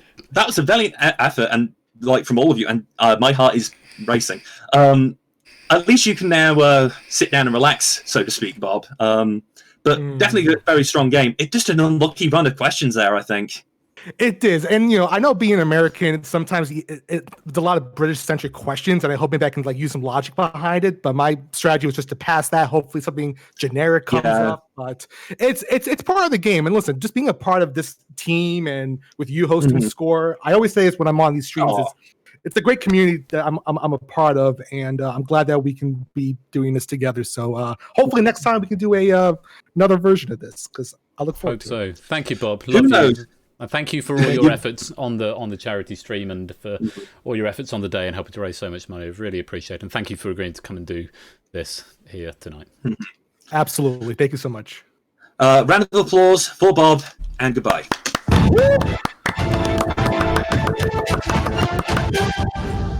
They say you miss 100% of the shots you don't take. But we now have 3 players going into round 2. Ben, you banked the most time in that last round, so you will now be going last again. How does that make you feel? Yeah, happy with that.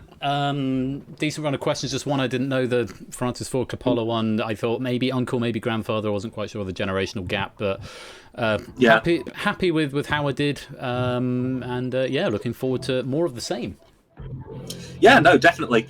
Tipster, you banked. You managed to keep it roughly under pressure. You'll be going second this round. How are you feeling now that you've sort of settled down into the chair a bit? I am still incredibly nervous. I have had to wipe the mouse down because the push to talk key is that wet. Yeah. And Ash, sadly that run of questions there has landed you back into the back under the gun. So how are you feeling? Messing up that Newcastle one, I got narrowed in on Gosport versus Gosforth. So yeah, that was why I got so drilled into that just taking the rest of the question completely out of context. So hopefully I'll think a bit more on the questions when they come up, and we'll see how it goes. I hope everything reading everything clearly for you all, by the way. So going into round 2.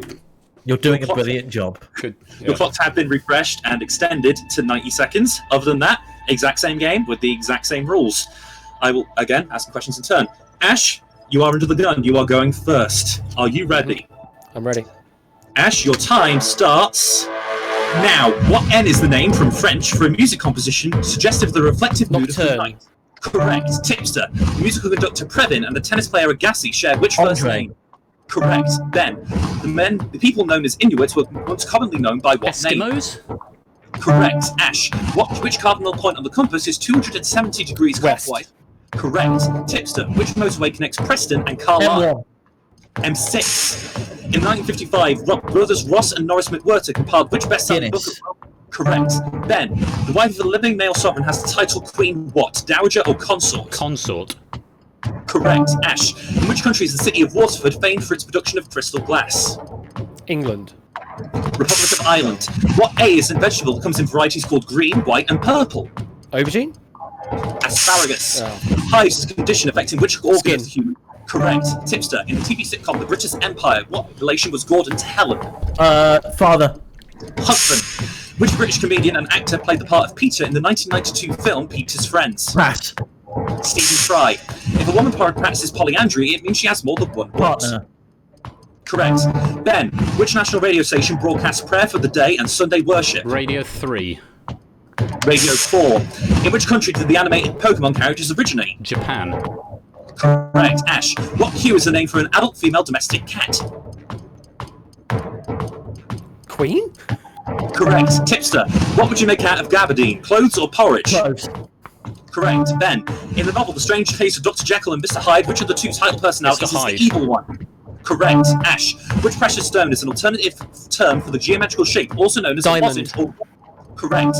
Tipster, what does the N stand in the initials CND? National. Nuclear. Smart or fancy clothes are informally known as plaid what? Correct. Ben, what is the name of the US national holiday celebrated every year on the 4th of July? Correct. Ash, which circular diagrams show the relationships between sets? What's the word? Euler diagrams. Venn diagram. In the late 1980s, which European country introduced fair trade trading? UK. No. The Netherlands. A molecule of methane consists of 4 hydrogen atoms and 1 atom of which other element? Correct. Tipster, according to the legend, which town had the Pied Piper River rats? Correct. Ben, the term 2020 is often used to refer to which of the senses? Sight. Correct. Ash, which point of something is known as the nadir? Highest or lowest? No. Lowest. What V is the term for any of the numbered subdivisions of the chapters of the Bible? Verse. Correct. Tipster, how many pieces does each player start with in a game of backgammon? 12. 15. In which handicraft would you use a loom? Sewing.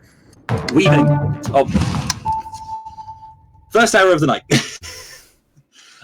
But that is very easily fixed. Sewing, See, this is why yeah, so you had to do the emergency stop. Close, but not quite there. Yeah. So you need to set the active pairing I'm back on on and force reset blocks. Right, okay, we're good. Right, so going to give you a 3-second count back in, Tipster, and then it is your question. You ready? Yep.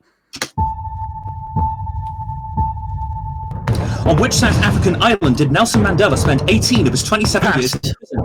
Robben Island. What A is a type of desk lamp with a sprung and jointed adjustable arm? Angular. Angle poise, correct. Ben, what name is given to 1,000th of a millimeter? Correct. Ash, which country is the nearest neighbour of Greenland? Canada.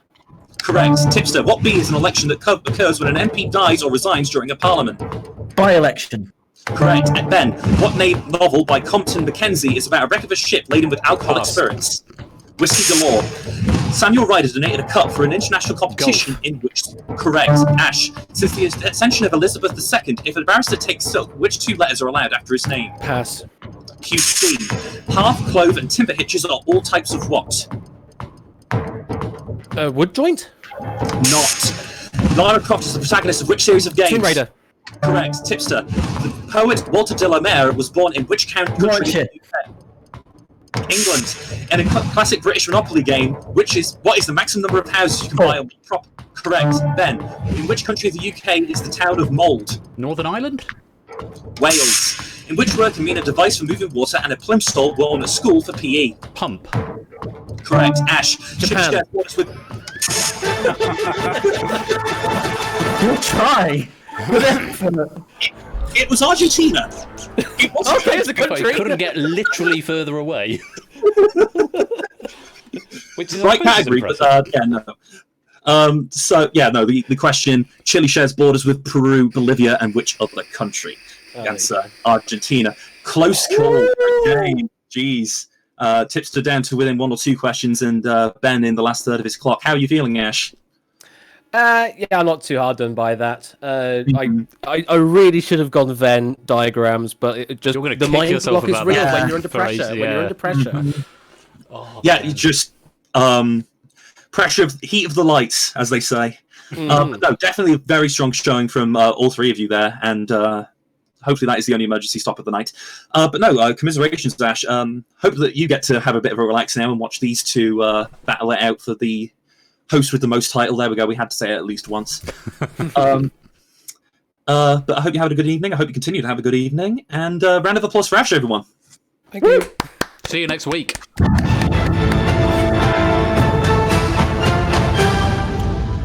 Whew. Oh my goodness. Ben, a little bit more time left in your bank there. Well, 22 seconds roughly. Does mean that you are going last. Do you think that sets you in good stead for this final? Yeah, I'm feeling okay. Questions that came up, I was broadly happy with. The one about the whiskey galore that came up, I thought I'm going to wait for the question. I didn't want to pass it too early, but I thought I'd wait. I lost a bit of time there, but no, happy with how that came out, and looking forward to the final face-off. And Tipster, how are you feeling? That was close. That was close. That was very close. I'm glad to make it to the final, but oh my goodness, like Ben has had the most time on their clock by far in the past 2 rounds. It's going to be an uphill battle for me, I think. It is uphill battle. You are on the back foot under the gun, as I said. Yeah. But final round, anything can change. It is a level playing field, other than the fact that you are going first. 2 minutes on your clock. There's a lot of time to make a comeback, even if you do fall a bit behind. Tipster and Ben, are you both ready?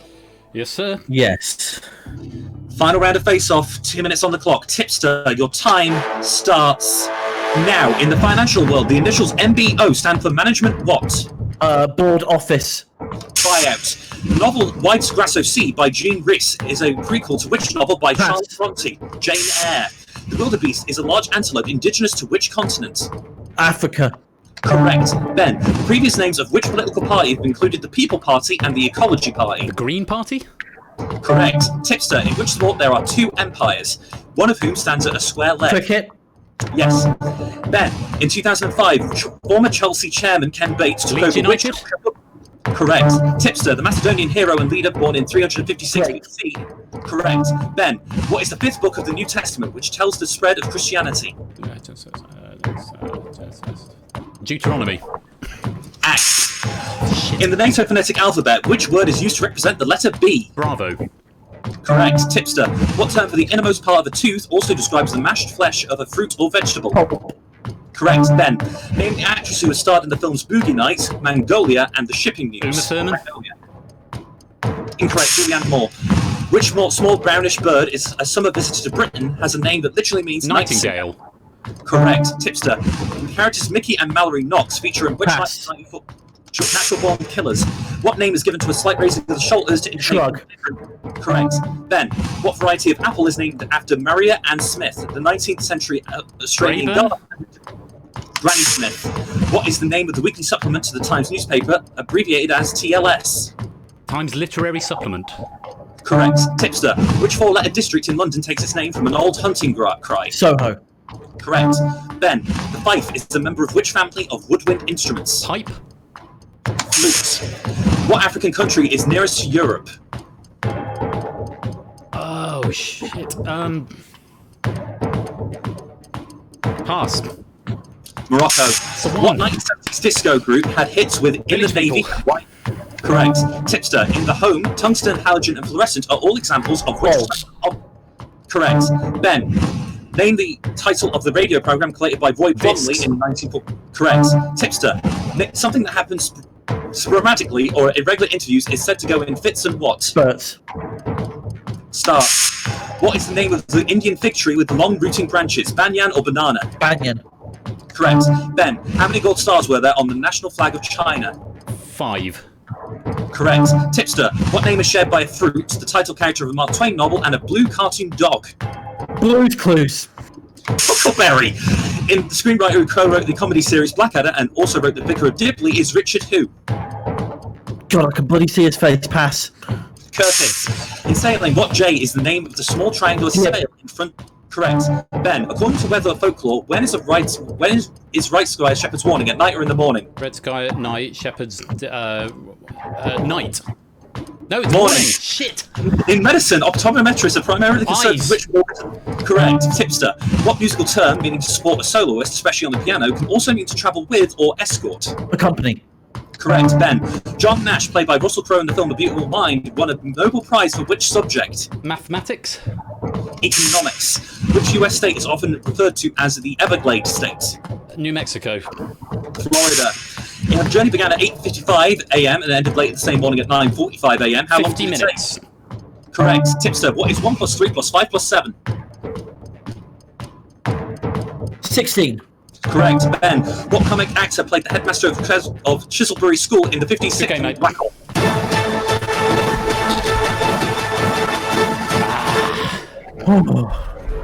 Good game. Well played, Blominick. Oh, Morocco. I've seen this as an endurance run. I don't know about you two playing. Yeah, so just to repeat that last question, which comic actor played the headmaster of Chiselbury School in the 50s TV sitcom Wacko? Not a clue. Not a Scooby-Doo. Tipster? 50s TV, no. Jimmy Edwards. Good game from both of you there. Well played, mate. You are the host with the most.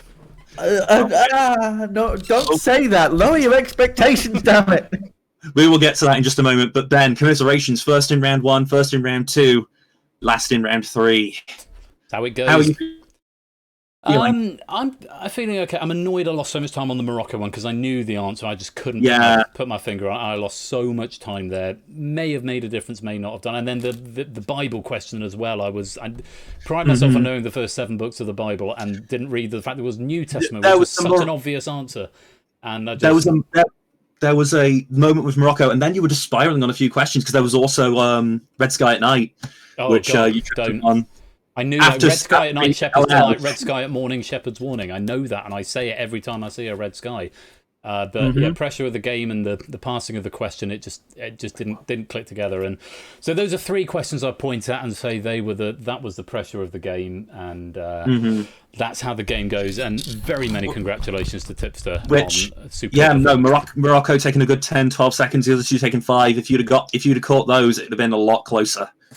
That's how it goes until the next one, though. I'm sure there'll be a grudge match at some point. Oh, definitely.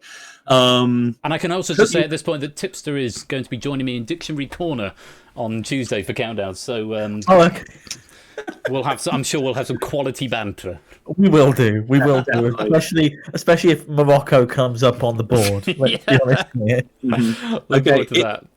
It feels bad to banish you from your own stream, however, temporarily, Ben. But I'm afraid you have been eliminated, and it is goodbye. Round of applause. Round of applause from one penguin, Tipster, our champion. Now, how are you feeling now that you've had a couple of minutes? I'm out of breath. But I just, oh my goodness, my brain has just fogged over because it's intense. What are you going to do with the prize of glory? I'm going to hang it behind the bar in a picture frame for all to see. Because why not? Why not? No, definitely a very well played game from you. Again, as I said, you only need to clinch that 3rd round. That's the only one you need to win. Other than that, just don't come last.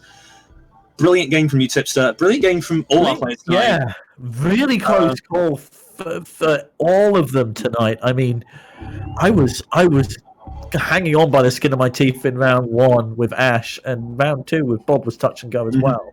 Other way round. You were essentially touch and go with every loser as you went forward, which that works. That is a strategy. Always comes second last. Second from bottom. Which in the final round is first. It's a solid strategy, second last. It's a solid strategy. No, congratulations, Tipster. You are the champion of this charity fundraise host face off. I can't even say words anymore. Ben, do you want to say something before I roll VT? Yeah, Score will press the magic button to roll the credits, which will be the end of the screen. But can I just say a massive thank you to everybody who turned out to the charity stream and raised so much money, such as to make this event possible. It's been really good fun, and I really want to play some more, but I can't because I'm hosting it and I'm not in the tournament. But it's been a huge amount of fun, so thank you for your generosity in making this happen. Thank you as well to Bob and to Ash and to Tipster for agreeing to come and take part in this. I know Ash obviously had League face-off last week, has got League face-off next week as well, so I know he's possibly getting a bit frazzled on things. So I'm hugely grateful to all 3 of them for coming in and sticking the necks out on this. And finally, a massive thank you to Score for coming in to host it, because it's not an easy job. You might think it's just pressing a button or not, but there's so much that goes into it, and Score's gone out of his way and over and above and beyond the Call of Duty to make this work tonight in terms of getting the sound work. The piping of the sound is a pain in the arse. And then he's picked the seed, he's talked to Panda about it. I spent a couple of hours with him going through the build and how the actual build works, and then just reading the questions and being such a superb host. So, and of course, normally I'm spoiled for choice in terms of if I need someone hosted to come and do something, but it was a host game, so Score, who's not a regular host, has got some hosting experience, but not a regular host, possibly the fifth best host in the community. possibly I threw him in a bit at the deep end, but he rose to the challenge and he's been admirable. So enormous thanks to Score Count for taking this on. And at some point, let me know the questions that have been used so I can delete them from the database. Yeah, I can actually now announce the seed if you really wanted. Yeah. If you really What was? It's going to be shuffled anyway, but after. There's a fun game. Who can get the closest to the seed number? It'll be if you want to play. It'll be between 500 and 10. No, I had to change it to 3,000 and 8,000. Okay, so somewhere between 3,000 and 8,000. I'm going to say 5555. Well, you said it was picked at random, right? Yeah, the seed. Random.org. Random.org. Oh, did you randomize the seed as well? I randomised where we started from. Yeah. Oh, okay. Probably not 5555 then. I mean, you're close. 4823. Tipster. 5104. Bob, if you're still here. I'm here. I would say 5678. Bob wins 5704. Was the magic number that I randomly chose. I win something. Yes. Everybody wins at least something. Yay! Thank you very much though for letting me do this, Ben. I hope I didn't make too many mistakes. No, you did. You did a great job. Say that emergency, the emergency stop. I don't know if you were dwelling on that. Please don't, because I've done 3 in the last 2 games.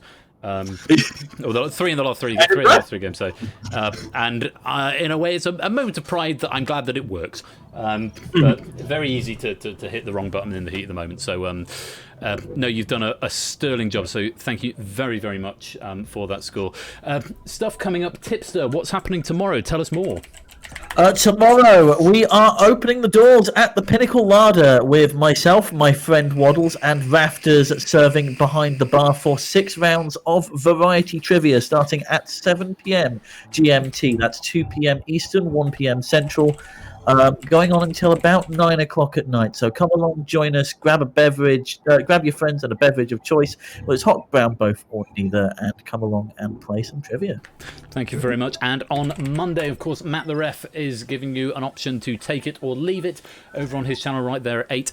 I'm back on Tuesday with our friend Tipster for Countdown and Deciphered. So Countdown for the classics, Deciphered for a little taste of the switcheroo that's going to be coming up. I think the weekend after. The week after, there'll be a full switcheroo, so there'll be original games on Tuesday and classic games on Saturday. But just a little taste of this coming week. Tips is going to be with me in Dictionary Corner for Countdown, and then there'll be some Deciphered. Ash, talk about Wednesday. What have I got happening on Wednesday? That's Turnabout. Freaking point. Is it Turnabout? I think it's Turnabout. Unless it is indeed. Yes, Turnabout on Wednesday, and then Friday, if I can finish all of the necessary programming for it, it is going to be Relativity. So we'll have lots of fun making guesstimations and winning stuff in space, because that seems to be what I do these days. Everything is in space. In space. Looking forward to seeing how that plays out on Friday. But that's at the same link, Ash, on Friday, twitch.tv/AT_Bash. In between Ash's 2 streams, you have, of course, got Quizzy Dan. He's back with Quizzy Bingo this week on Thursday. Do go check him out, 8 o'clock over on his channel for some Quizzy Bingo. He's also got Witness Wednesday if you wanted to do a dual stream, watching both Turnabout and The Witness with Ash on Wednesday. And then Ash, as he mentioned, Relativity on Friday. I'm back next Saturday with the Super Bumper Mega Stream. It's probably going to go on 3 or 4 hours, and we're going to have the headline game is Danger Zone 2, as written by Mogra, subject to some dilution from the proofers. We've also got another 2 face-off games, which I will speak with the participants, but it's the other 8 players who didn't play tonight in their next heat. We're going to be having a pilot of Cryptex, which is my brand new game, and got a bit of a trial run on Thursday. I've done a few tweaks to it in the last couple of days as well, so I'm looking forward to airing that for the first time, Cryptex, next Saturday. And I will throw in one more, either Risky Business or Red Herrings. I might even get a poll going in the Discord as to which you want to see. Do come and join the Discord if you're not there already, but Risky Business or Red Herrings will be next Saturday as well. Bumper stream, and there will be giveaways, there'll be prizes, there'll be merch available, and this will be the big final hashtag push for partner thing And if it's going to happen, it's going to happen in the next week. So if you are able to come along, even if you're not able to be there, if you're able to put the stream on in the background or something, next Tuesday and Saturday is going to be the big push towards getting that partner status, which gives you more encoding and more emotes, which are always good.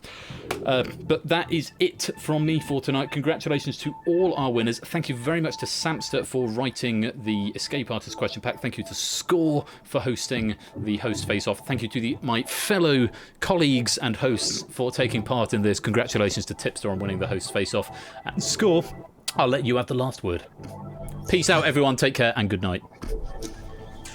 This is awkward. I hope you've enjoyed it, everyone. Hope you've had a lovely night, and hope you continue to have a lovely night. Take care.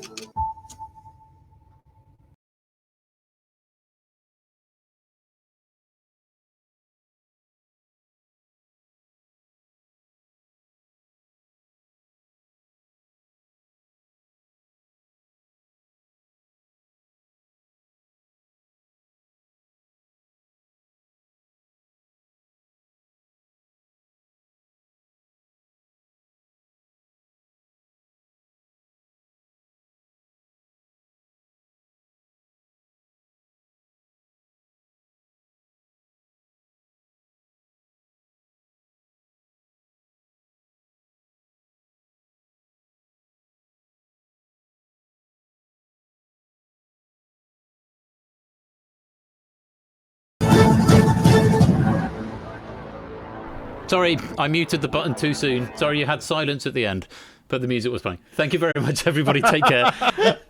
And good night.